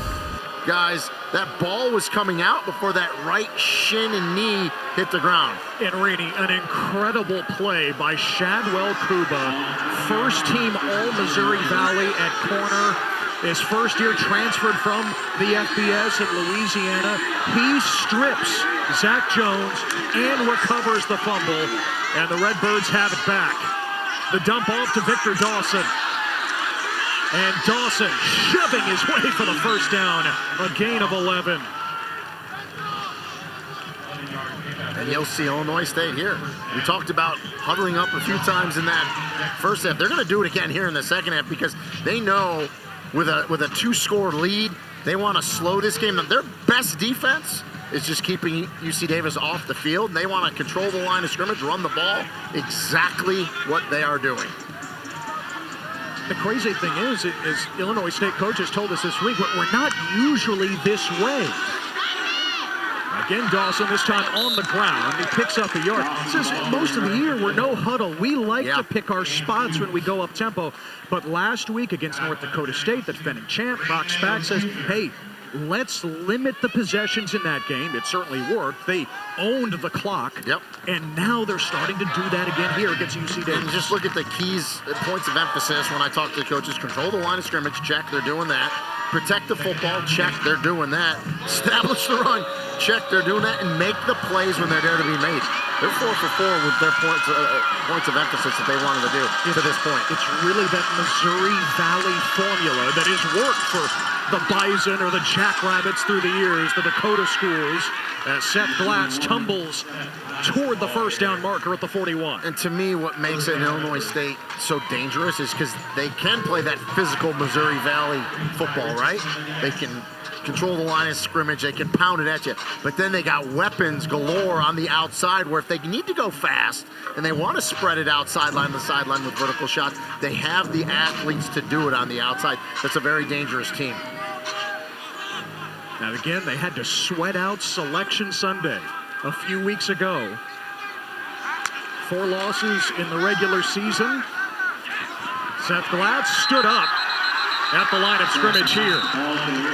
I mean, Illinois State lost by 30 at home to Southern Illinois, a non-playoff team in the regular season finale. And they were one of the last 4 teams in the field. Yeah, and there's no doubt there was probably some thoughts like, boy, we just cost ourselves a playoff shot. But they got in, like you said, the last 4. And guess what? Once you get in, it's a new season. They've taken advantage of it. Brock Spack said none of them watch tape the next week of that game. So just fix it and move on. Rittenhouse completes it. Breaking a tackle, Sobkowitz to the sideline. And he moves the chains again for Illinois State. Yeah, you know, and Drew Cofield, the young corner for UC Davis, he's going to be having nightmares of Daniel Sobkowitz because just a little crossing around and then through the traffic, just can't make the tackle and another first down. Up to 132 yards on 5 catches for Sobkowitz. The former walk-on turned one of the best receivers in the FCS.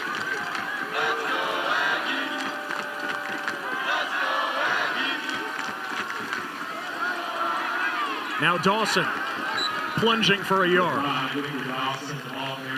So Sobkowitz, when he got to Illinois State, right, no scholarship, and offensive coordinator Tony Peterson about a year later says during spring ball, he tells Brock Spack, Daniel Sobkowitz is our best receiver. I know he's a walk-on. Yeah. He's our best guy. What are you talking about? No, he's our best guy. He got a scholarship before the start of that next season. And guess what?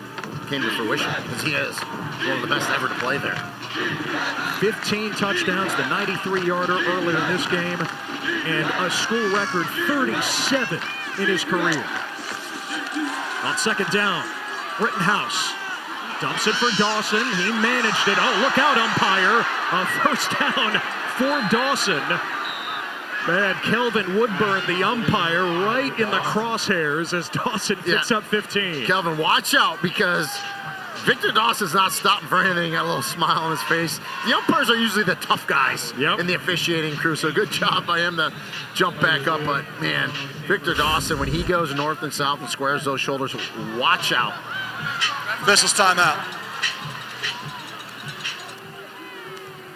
And it was Jackson Severs, the linebacker, that kind of fell into the umpire. Luckily, his legs came out, so he was okay.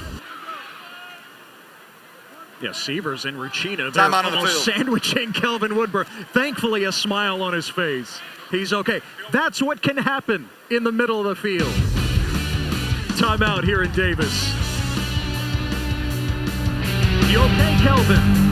Yeah, you're good. You're good.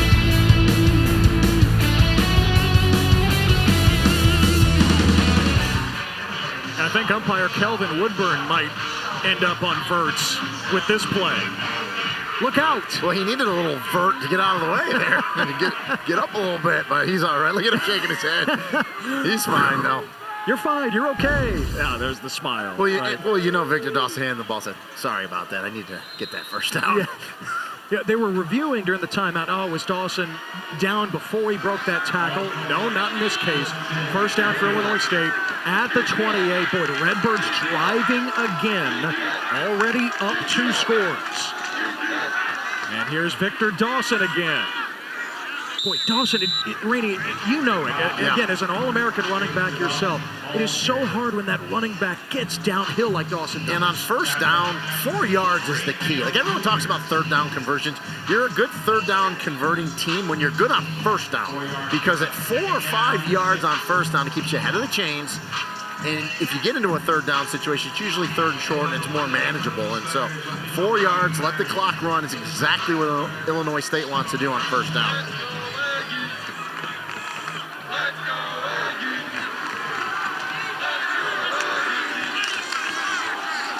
Stick it in the belly of Dawson again.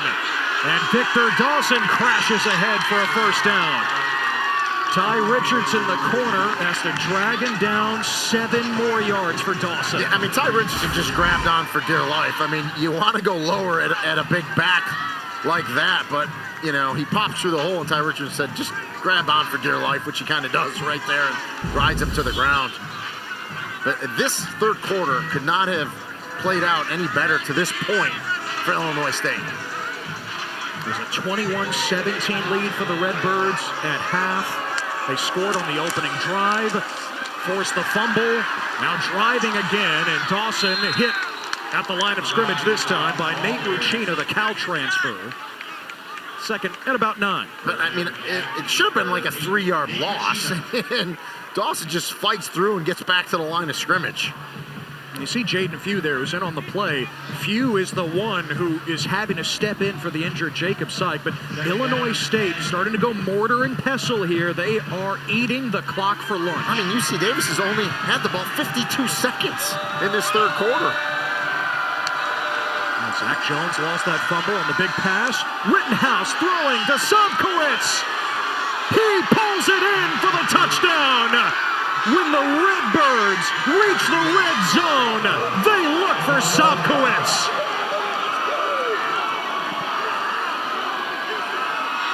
Add that to the nightmare reel for Drew Cofield when he's sleeping with Daniel Sobkowitz. And we talked about it, the best ball skills on the field.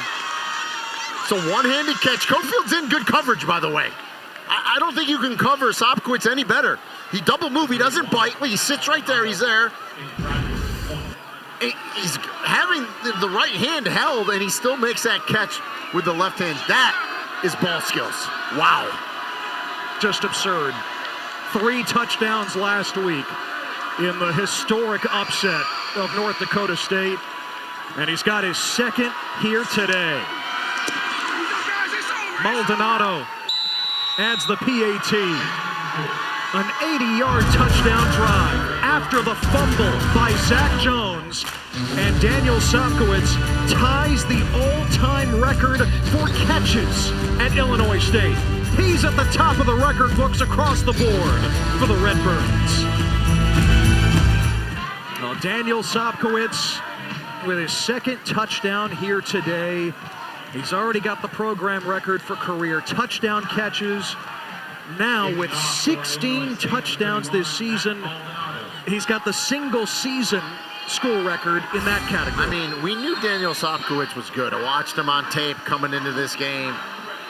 He is better than I thought he was. Better than advertised. I mean, he's big, he's strong, he runs excellent routes, and even with tight coverage, talk about ball skills, that's hands, that's fighting off a defender, still making a catch. He's doing it all today. Short kick, Zach Jones underneath it. Remember, he fumbled last time he touched it. Nice return, and the hurdle for Zach Jones, trying to give UC Davis a spark. He brings it to the 48 of Illinois State. A big return for Zach Jones, plus the hops. And they need a little momentum. Nice return by Zach Jones. Little hurdle. We talk about track guys right over the top. We'll see if that can kind of spur the offense. Now, really, UC Davis offense, they've moved the ball. It's just they got to finish drives. They got to protect it. You can't turn it over. But I would expect Tim Plow here, they might up the pace a little bit here just to try to get into a rhythm quickly. And facing their largest deficit here late in the third quarter now, they might have to. And that doesn't and help. A timeout with the play clock running UC Davis down first here. charged of the second half. 30 seconds. You know, Rena, you think of all the shifts and motions that UC Davis does. They got started there way too late. And sometimes you just, there's celebration from the big return and you're excited and you're just not ready and you come out and, down 18 as we're approaching the fourth quarter. Definitely can't burn a timeout there, but they had to.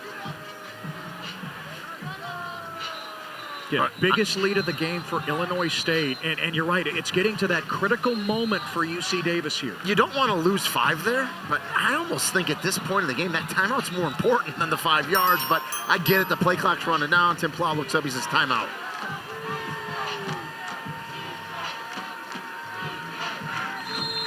Caden Pinnock, the redshirt freshman, has exceeded all expectations in his first year as the starter.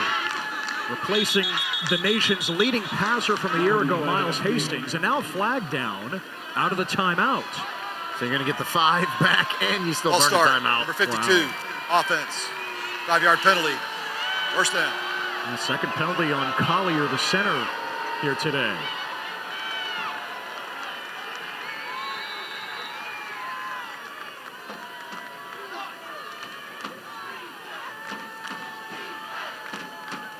Again, this a rematch from last year in the second round. And UC Davis beat Illinois State on this field 42-10. Tim Plow wasn't overlooking Illinois State. He said, what's worse than North Dakota State in this round? The team that beat North Dakota State. Fisher makes it to midfield to bring up second down and 12.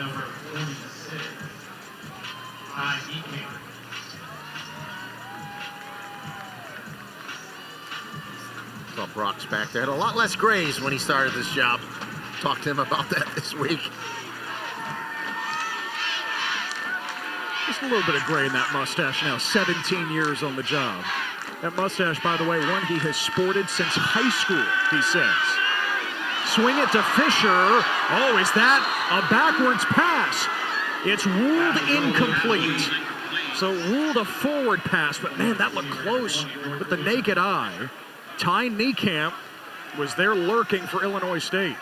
And obviously, replay's right next to us. Again, in college football, every play is looked at by the booth. They don't necessarily stop it for further review. And UC Davis is smart here to go fast. Check where Pinnock let that one go. Yeah. Timeout, Illinois State. First charged of the second half. So Illinois State 30 thinks seconds. it was a backwards pass. So they want replay to take a little extra time and look at it because it was really close. Yeah, Rod Johnstone, the replay official, is right next to us. He's looking at the same thing that you are now looking at. So let's take a look where Pinnock throws the ball from. He's at the 40, about the 42. Boy, and it looks like it comes right to the 42. Again, it's a little deceptive because the camera angle is not right down the line, which would be optimal to have, and it was called incomplete on the field, and you need clear and obvious to overturn that. I don't think that was clear and obvious, but it was close. And you need the clear recovery as Correct. well, and Yeah. Ty Niekamp is right there for Illinois State. But third down and 12, it is. So they never stopped the game, but it's clear replay was absolutely looking at it, just to be sure. On third down, pressure on Pinnock. 3 flags are down, and Pinnock is stopped by Mason Kaplan. But again, all those markers in the backfield. And when good throws, they're all within about 2 yards of each other, so you know it's all in the same player, the same holding call. They all got it. Referee, umpire, and center judge. Holding, number 52, offense. 10-yard penalty from the previous spot. Repeat third down. It's been a rough drive for Zaire Collier, the center. Take a look at a 52, the center, right in the middle of the screen. Can't miss it. Just trying to keep Garrett Steffen away from Pinnock. Yeah, and that's an easy call. Hence why there was 3 flags all thrown at the same spot. So third and about 23, and Pinnock's pass is dropped by Ian Simpson. Boy, the miscues just adding up now for UC Davis. Just out of sorts, but believe me, that's what Illinois State wanted. They were fine with Simpson catching that. It was so long, 23 yards to go. They were going to come up and make that tackle, but he ends up dropping it anyway. And you just see this little extra pep in the step that this Illinois State defense is just pinning their ears back and going. They're in a good place right here.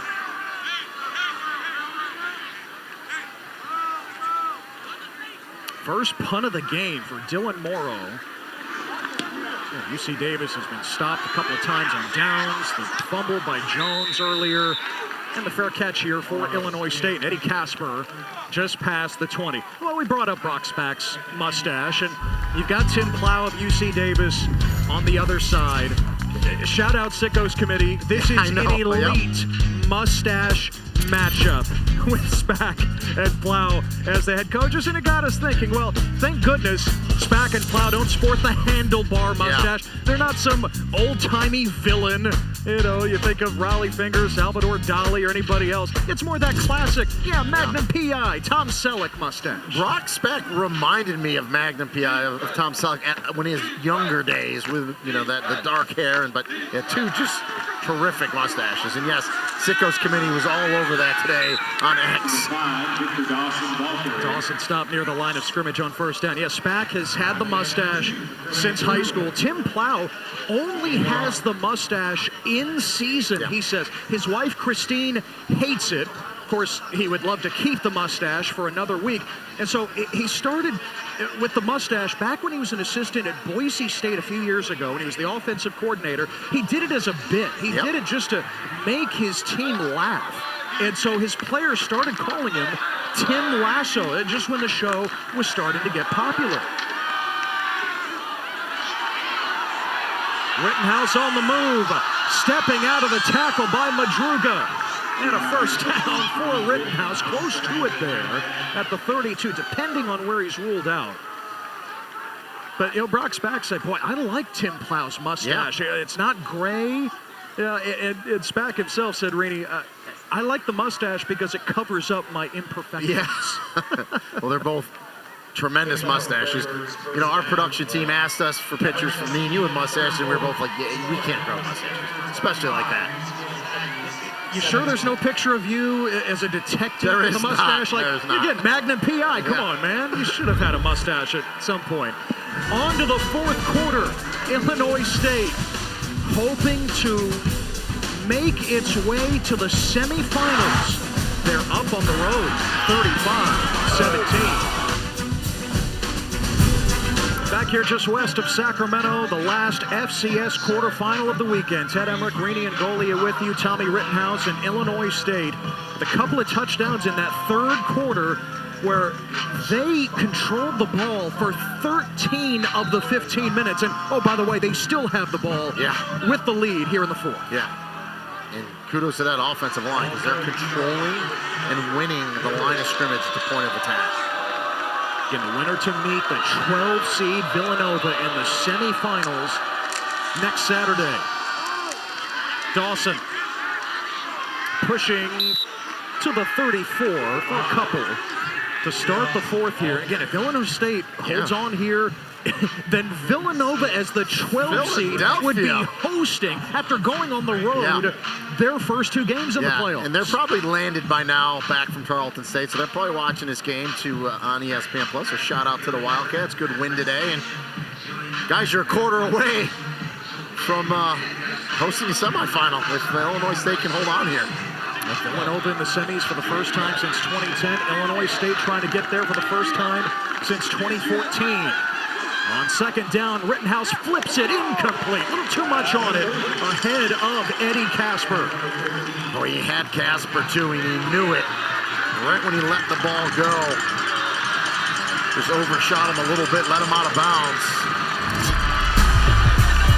Again, Villanova awaits the winner of this one, and the other semifinal is set.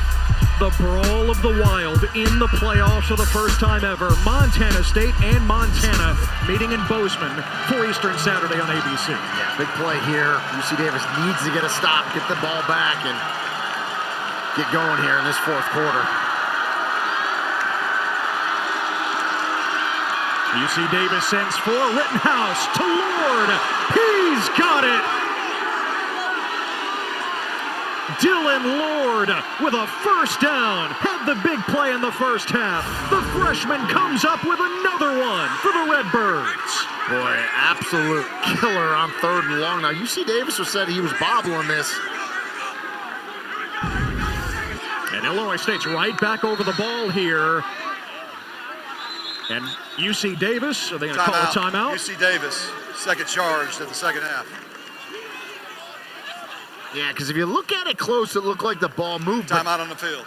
Did it move up against his body, right? Again, the ball can actually touch the ground as long as the ground doesn't help you possess it. We'll see on the other side.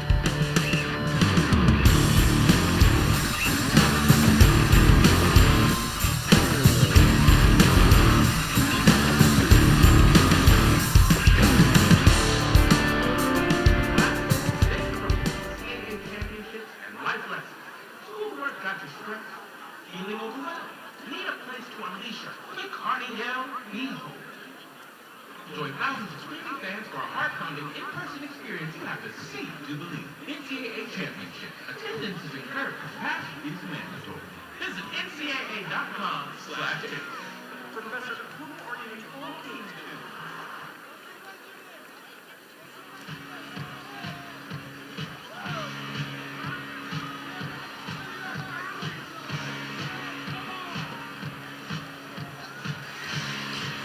The ruling on the field was a completed catch. The previous play is under further review. In the meantime, we'll do the YMCA. Let's go. You know the word.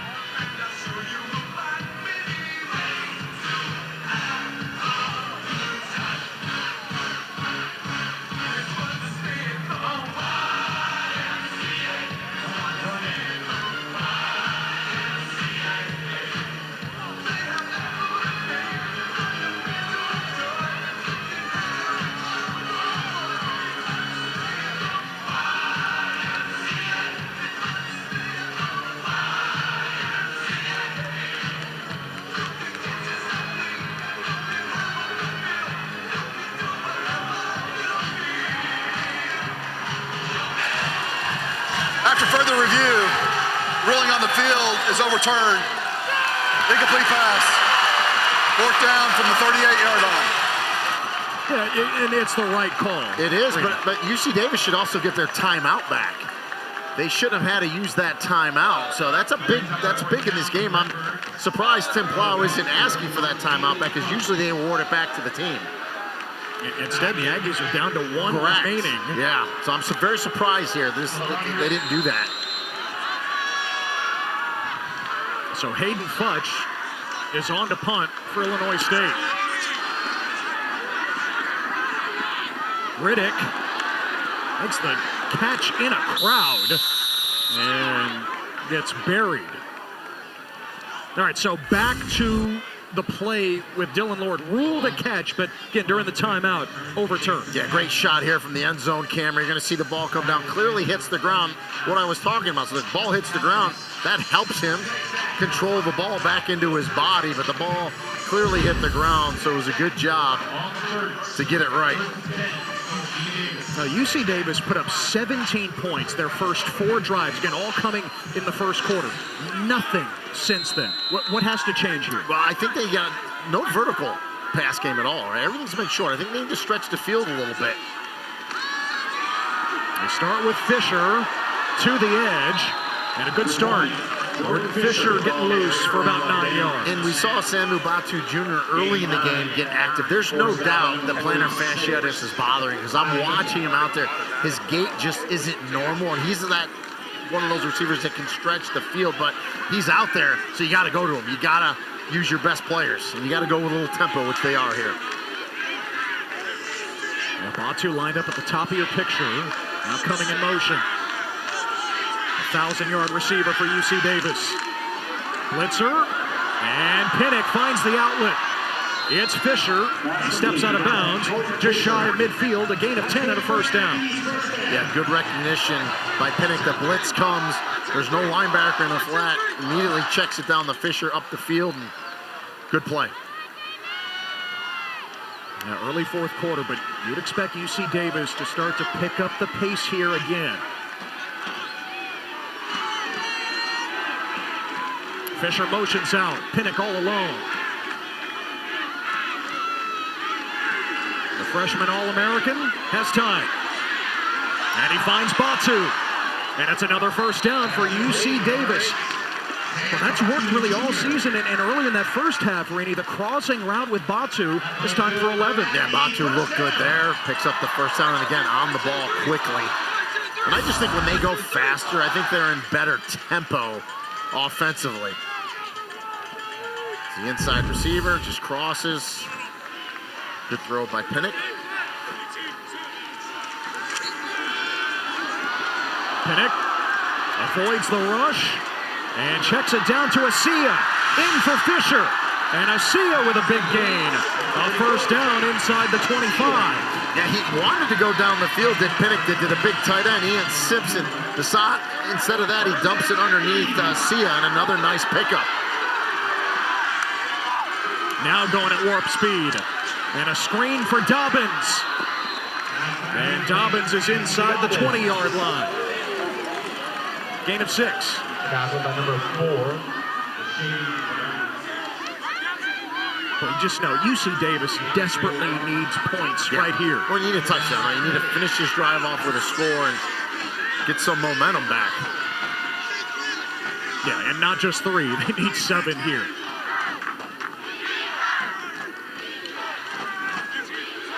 Penix over 300 yards passing.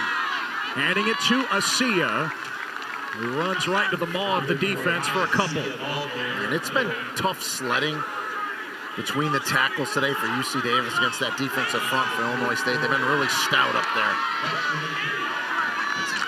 Dexter Niekamp, 44, the younger brother of Ty Niekamp. Yes, that's their dad's the defensive coordinator. Family affair, third down. Pinnock gets away, flag down in the secondary as Pinnock scrambles for the first down to the 10-yard line. But a flag thrown from the end zone in the secondary. Yeah, it was thrown by the back judge, so it'll be interesting to see what the call is there, because Pinnock did pick up that first down with his feet. It usually is a defensive hold when it comes from the back judge there, but we'll see. Holding, number 46, defense. Penalty is half the distance to the goal. Includes an automatic first down. Yeah, it's one of those knee camps. It's Ty, again, one of the best defensive players at this level. We'll show you the hole right here by Ty Niekamp, 46. Just grabs Batu Jr. Says, let me slow you down a little bit. It's a good call by the back judge. Not much can slow down Samuel Batu Jr. except that. Yep. So first and goal inside the 5. Fisher weaving. And he's down close to the 2.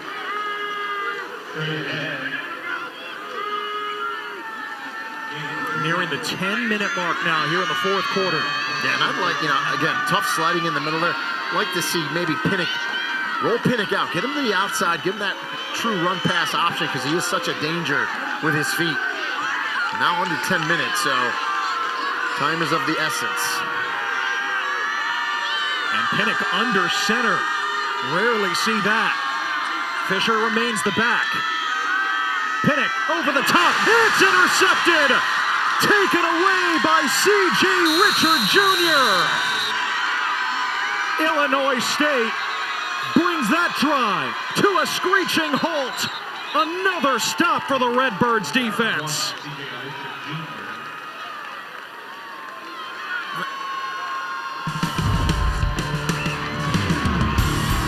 The freshman Richard with his second pick of the year. What a time for it in the quarterfinals. Illinois State takes it right back. Playoff gets underway Friday night in Norman, Oklahoma, OU and Alabama. Here in the FCS playoffs, Caden Pinnock and UC Davis with a promising drive that ends with the second turnover of the game, the interception by C.J. Richard Jr. and Reedy. Illinois State has it again. You got to score when you're down there. And I don't want to say they got a little cute, but obviously a different type of play. Put him under center, trying to get it to his tight end, Mitchell Dixon, and just never saw the defender there for Illinois State, C.J. Richard Jr.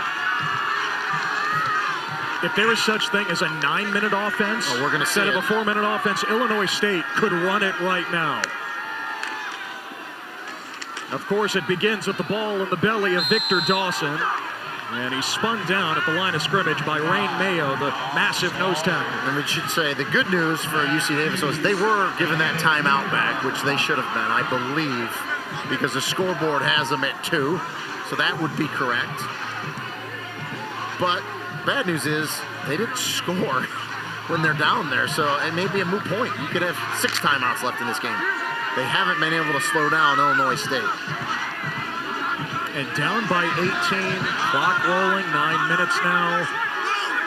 I mean, the hope could start to slip away here for UC Davis at home.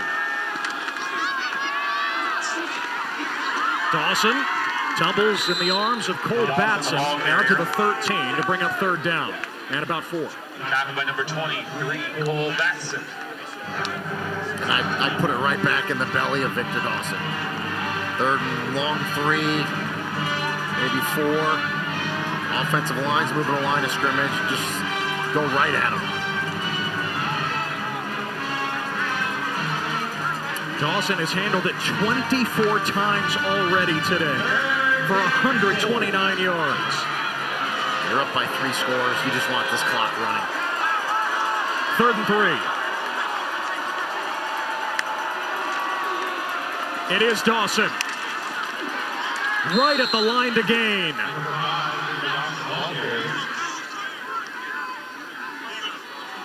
Stopped by Stanley and Madruga, and it's a first down for Illinois State. Yeah, needed to get to the 16. He clearly got there. Just a workhorse. You know, I talked to a lot of offensive coordinators throughout the year, and they'll all tell you, you throw the ball to score points, but you run the ball to win games. And what does that mean? You close out games with first downs, running the ball, chewing the clock up, and it's exactly what Illinois State's doing today.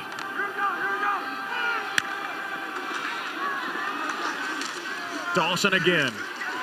Off the left side, that you have pointed out a number of times, Rainey. Jake Pope, the left tackle, the former Kentucky Wildcat, now a 3-year starter at Illinois State, helping clear the way again for Dawson. Yeah, his 41st start today, if my numbers are right, for Jake Pope. Landon Woodard, the left guard, 29 career starts, a lot of experience there. And then you just watch Victor Dawson. You'll hear me say as a former running back, he runs well behind his pads. What does that mean? Good forward lean, low center of gravity, and he's finishing runs going forward. Exactly what Victor Dawson does and is doing today. Dawson again. And across the 25-yard line, it's another first down. First down, Illinois State. And we talked about the old school backs that used to carry it 30, 35 times. Victor Dawson's old school today. He's gonna be 30 carries before this game's over. Now, he set his career high last week with 23 carries for 137 yards. Tried 27 for 143 today. And again, you're talking about the guy who was Wanker's Wright's backup to start the season. And with Wright battling a shoulder injury over the last few weeks, it has become Victor Dawson's backfield. And Dawson dragging Aggies to the 33-yard line. 6 more yards. And this is fun when you're a running back, because you know you're the man. You're going to get the ball. You want this clock running. You want to shut it down. And you actually have more energy. Carries 28, 29, 30. You're energized. You're like, just feed me the rock. And then it's demoralizing, too. They have to come up and tackle you. You're running hard, and that's when you're bound to make a 4 or 5 yard run into a 40 or 50 yard run, because you're going to break a couple tackles and go.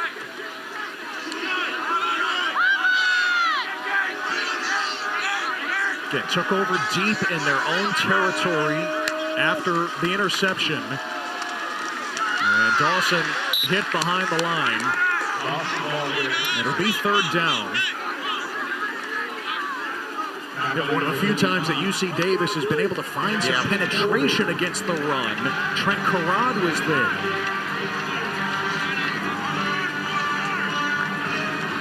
So an enormous third drive. Well, I'm curious if Tony Peterson, the offensive coordinator, throws you here. Because again, you're up 3 scores. You're under 5 minutes in this game. Clock's on your side, but the way they've completed passes on third down would tell me, they'll throw it here. Well, after 7 straight Dawson runs, Glatz is in, 3rd and 5. And trickery. Sobkowitz trying to throw it back to Rittenhouse, and it's incomplete. Clock stopped at 4:22, but Illinois State drains about 5 minutes there as they move the ball from about their own goal line to the 30. And listen, you run a reversal, you try to get it out on UC Davis. They recognize it well. I'm kind of like that old guy, like get off my lawn, old school. Like I just run it there. I just give it to my back and see if you can go get it. If you don't, the clock's running, you're up 3 scores, but you know, it's a little different these days from when I played. And now a fake for Futch, and he's got the first down.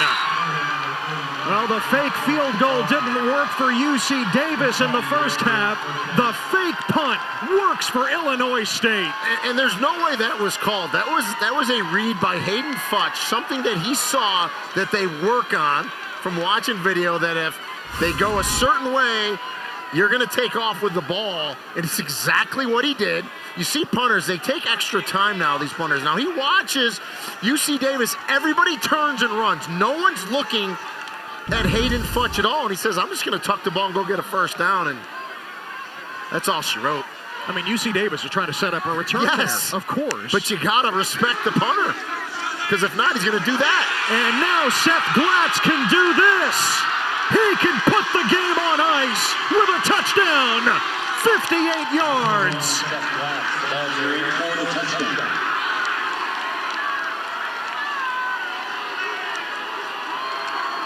Seth Glatz owes half of that touchdown to Victor Dawson, because he was setting that defense up, going and going and going. They get the fake punt, and then Glatz hits it a gap, breaks the tackle, and he is gone. Glatz had 3 touchdowns on the season entering today, and he's got 2 in this quarterfinal matchup.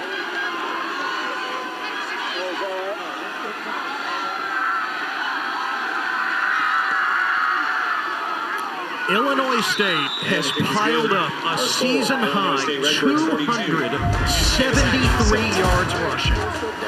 When you do that and you protect the ball, you're going to win.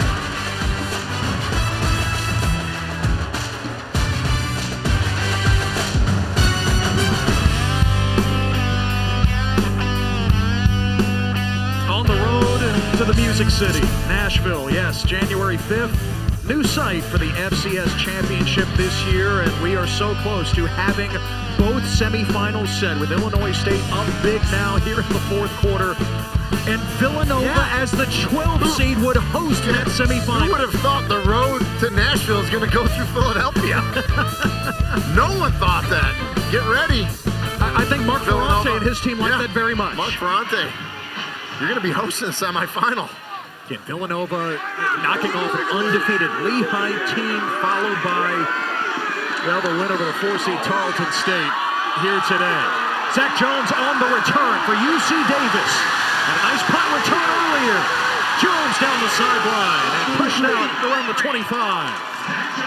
What would Lee Carso say? Not so fast. Some time left. We'll see. There are only so many possessions left at 3:24. Yeah.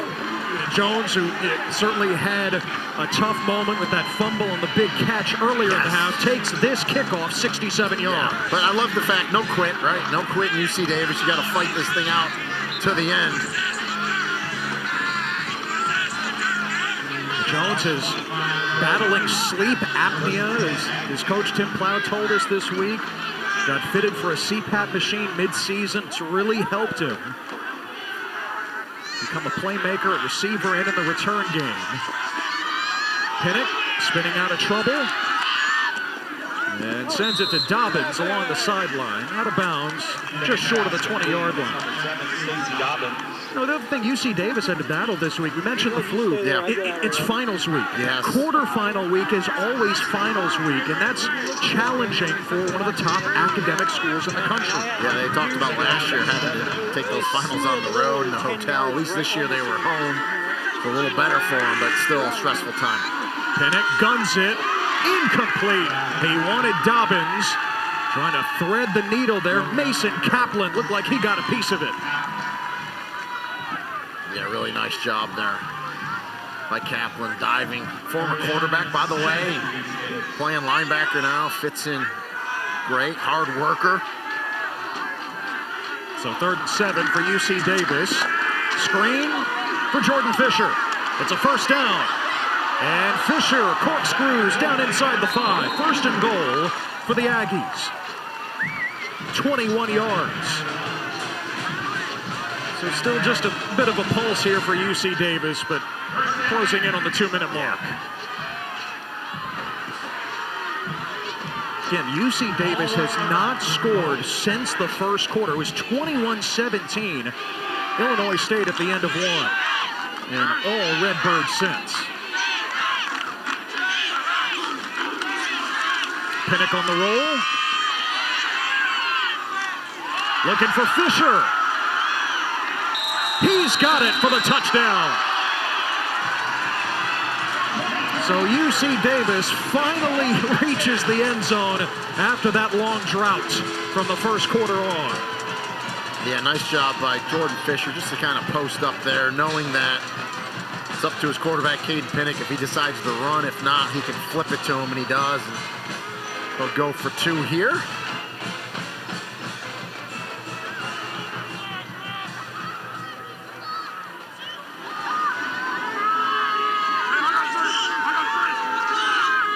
Trying to make it a 17-point game here.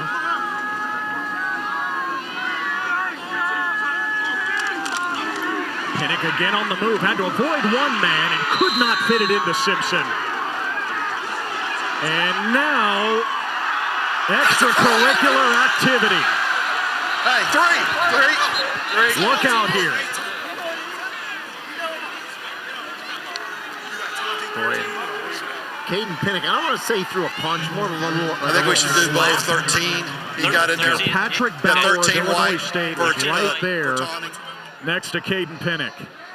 And I think Bauer might actually headbutted him first, which kind of caused it. And then Ian Simpson throws a guy out of there. And just, listen, if you're an Illinois State player, you get thrown out of a game, that's going to affect you next week. So you have to keep your emotions in check here as we get a look at what happens after this play. Now, Stacey Dobbins was open in the flat, but Pinnock just couldn't get it to him. It's thrown to the ground. There's nothing, well, Pinnock's kind of grabbing him, pulling him in, and Number 0 of the receiving team. Also after the play, unsportsmanlike conduct on blue. The penalties will offset. That's the first unsportsmanlike conduct for both players. The result of the try is no good. And so offsetting penalties there. But yeah, I mean, Bauer's right there in Pinnock's face.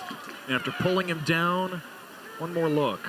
yeah, the original, Pinnock took exception to it, excuse me. I'm not really sure why. Unless Bauer's saying something to him, but Pinnock obviously grabs him and pulls his face mask down.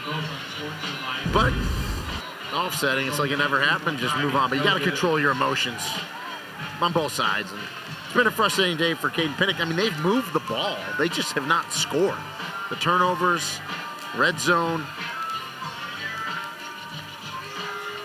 It's another learning experience for a freshman quarterback who has been outstanding all year. But Tim Plow said it to us yesterday, like every moment, he's still growing, and it's not just on the field. Yep. Now the onside kick.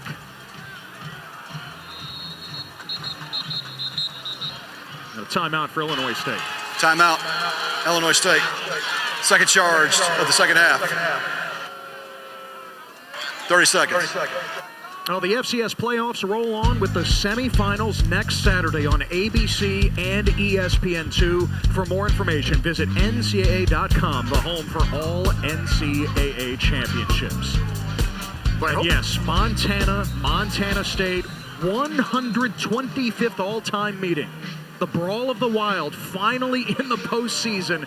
That's going to happen next Saturday in Bozeman. And I was going to say, I hope Villanova doesn't have anything planned in their football stadium because there's obviously no way they thought they were going to host a semifinal. Well, you are, so get ready. Just another example of how this bracket has been turned upside down over the last week plus. Illinois State beating the dynasty of North Dakota State in the second round. Salkowitz, it hit him. UC Davis has a shot here to recover it. Sure looks like they've got it, and they do.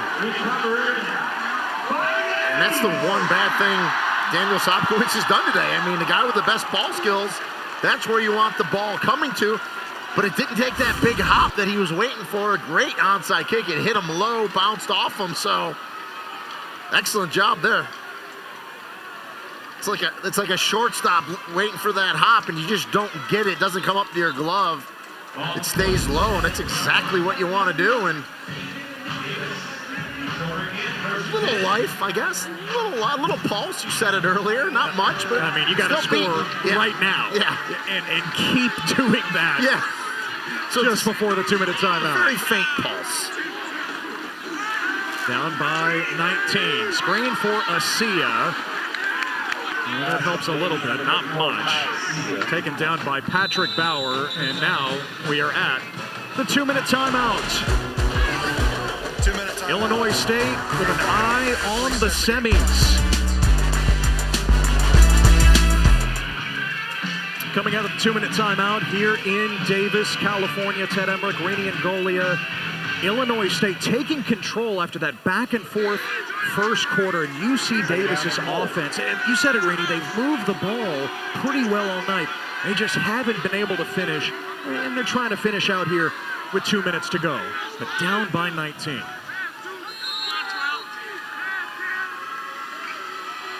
Fernando Mendoza of Indiana, just named the Heisman Trophy winner in New York. It was Caden Pinnock, one of the best freshmen in the FCS. Swings it out to Kaya. That's a first down for UC Davis across the 40. And gain of 13. Mendoza deserved it. What a year. What a year Indiana's had. This, the CFP is going to be, it's going to be fun to watch. See how what Indiana can do. Yeah, the Hoosiers, one of the stories of college football, if not the story, just like Illinois State has been the story of the FCS playoffs so far. Catch for Batu to the 30-yard line. Kaplan and Niekamp on the tackle. UC Davis just has one timeout remaining. Pinnock up top, Dobbins again leaving his feet. Boy, had that incredible catch for a touchdown in the first half, and he heads to the sky for 16. Yeah, Dobbins is impressive. He's a young receiver as well, only a sophomore.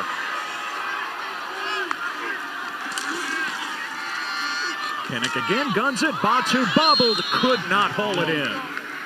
Got hit by Richard, who had that big interception in the end zone earlier. Now, we mentioned Heisman. Some of the end-of-year awards for the FCS. Caden Pinnock, a contender, finalist for the Jerry Rice Award. Game clock operator, please reset the game clock to 1:17. 1:17.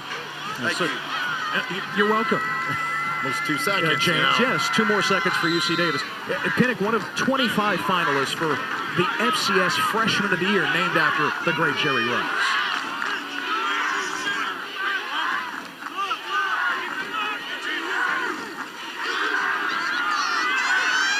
Pinnock stepping up, flag is down to the end zone for the touchdown to Ian Simpson. But check that marker in the backfield. Yeah, it's Eli Simonson, number 70, I think, is going to get called with a hold here, and that's going to take it back. Holding, number 70, offense. 10-yard penalty from the previous spot. Repeat second down. Awesome hair for Eli Simonson, but unfortunately he committed a hold there. Great hair, bad hole. Here he is right here.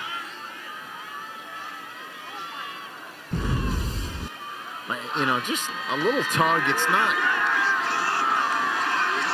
wasn't that bad, but the center judge right there is going to call that. So 2nd and 20. Pinnock underneath, and Dobbins takes a shot from Shadwell Kuba. Forced and recovered a fumble earlier in the game. So 3rd down upcoming here in the final minute. Yeah, Illinois State's been very physical defensively today. Would you expect anything less from a team from the Missouri Valley? Down the seam for Dobbins, and it's a touchdown. For UC Davis, Dobbins' 2nd here tonight. And again, talk about the no quit. I mean, Dobbins, the play before, takes a big hit, gets back up, runs right back down the field, and Pinnock finds him for the touchdown. Gives a little outside move. There's no safety help over the top. Shavion Brown was trying to get there, just couldn't. Aggies going for 2 again. Screen, Batu, hook and lateral for Fisher, and it works to perfection for 2. So UC Davis down by 11 here in the final minute. Yeah, still 2 scores. I love that play, that 2-point conversion. That's a well-executed play, but there was a flag as well.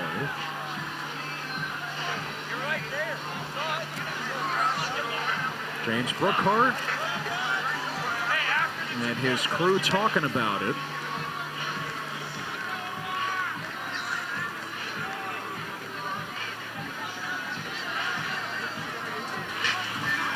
After the play was over, personal foul, unnecessary roughness, number 0, offense. The result of the try is good.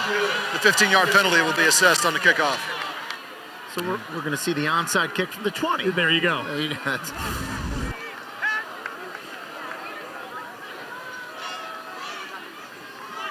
2-point conversion. A little quick pass to Batu Jr., then the lateral to perfection. And if you're a UC Davis fan, you just wish that got you within 1 score where this onside kick could be a little more meaningful.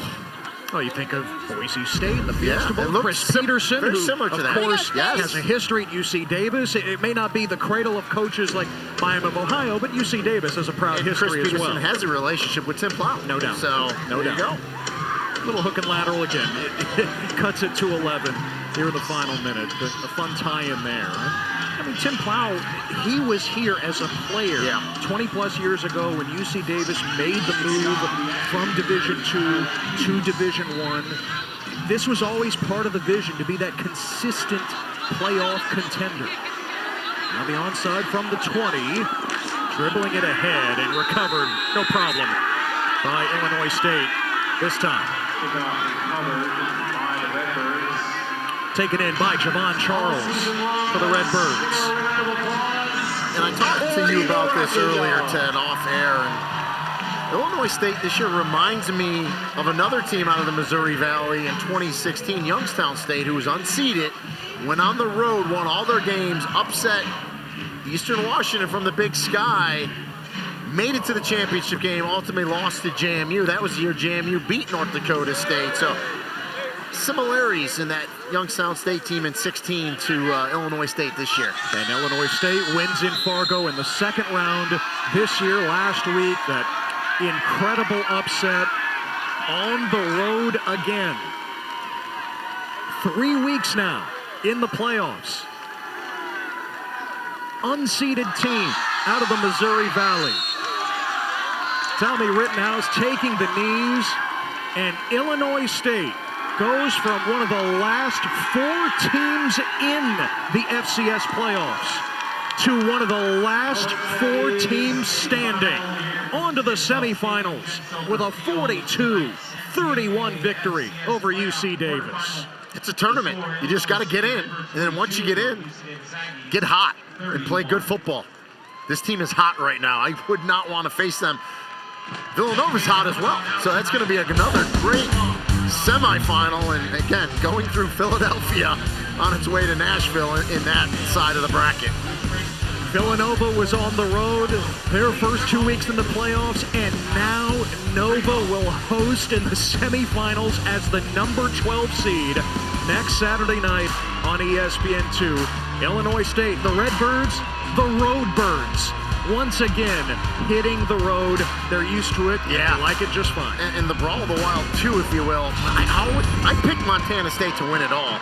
But you just always give the advantage to that team, that good team that lost their first game in season for some reason now. It's in Bozeman, so that's going to be a well of a game, too. And Illinois State is in the semifinals for the first time in 11 years when they played for the national title and lost to North Dakota State in a classic game. Brock Spack said it to us this week. This team wanted to make its own statement. They wanted to make their own mark. They see the history of the program, the trophies there at the football facility. This team has made its own version of history, especially with this playoff run going on the road week after week. Yeah, a ton of weapons on offense, and defense played outstanding today. And Brock Spack joins us now from the field, head coach of Illinois State. Brock, Ted and Rini here upstairs. First of all, congratulations on the win. It's such a back and forth game early, right? Just trading scores.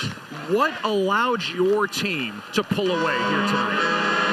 Well, I think this group is pretty tough mentally and physically. I was hoping we'd be able to pull ourselves up and separate ourselves a little bit more in the second half, and that happened. And then we took the air out of the ball and just ran it and tried to run the clock. Because they're a dynamic, awesome offense, and it's really difficult to slow them down. And you get a couple, touchdown leads. You want to kind of take the air out and run the ball and take control of the clock. So that's what happened. I think our guys are a tough, resilient group, and like you said, they want to make their own mark. We came 38 seconds short back in 2014, and want to try to fix that, but get one more to go. Coach, congrats on the win, and with all the weapons you have offensively, I just zero in on that offensive line. I mean, they won the line of scrimmage, they controlled it, and like you said, you were able to run the ball in that second half. Victor Dawson, Glatz as well, just really controlling the line of scrimmage. I loved watching that group today. Yeah, they were good. They've been a little banged up here the last couple of weeks. And, we had some guys rise to the occasion. That's what you have to have when you make a playoff run like this. You got to have depth. And we brought 7, 8 people. And, so hopefully we're able to put guys on the field that can compete and did a really nice job there. Yeah, Brock, Victor Dawson follows up that career game in Fargo last week with another career game, 29 carries for 148 yards. Brock, your team now is 8-0 on the road against FCS opponents this year. What is it about this team that allows it to thrive so much away from home? I think they enjoy the challenge. They like being around each other. Going on the road, as you know, we got football. It's fun. It's a lot of fun to go on a road trip, and it's fun to win on the road. There's nothing like it, and this group has really embraced that. So just doing a heck of a job. And Brock, you could say you won the mustache battle against Tim Plow now, too. I don't know about that. I told Coach, yeah, you won again. 2 years in a row, he's won the mustache. He's a little younger. He's got less salt in his mustache. Nothing wrong with salt. Your team wins on the field here tonight. Brock, thanks so much for the time. Appreciate it, fellas. Congrats, Coach. All right, thank you. Bye-bye. Brock Spack and Illinois State on the road against Southeastern Louisiana in the first round. Top seed North Dakota State defending champ in the second round. UC Davis here in the quarterfinal, and they're still playing. I mean, let's map out. They're going the whole country. Yes. They're going to the south. They're going west. Now they're going back east to Philly. Why not? On to Philadelphia and a date with the 12 seed Villanova in the semifinals as the emotion sets in for Caden Pinnock, the outstanding freshman quarterback for UC Davis. What a special season it was for Davis. Back-to-back quarterfinal trips, but they fall again to a team from the Missouri Valley, South Dakota last year, and Illinois State here this year. Better days ahead, certainly, for Pinnock and Tim Plow. Thanks so much for joining us here in Davis. Illinois State on to the FCS semifinals with a 42-31 win over the Aggies. Now, for Rini and Golia and our entire terrific crew, this is Ted Emmerich saying so long from Davis.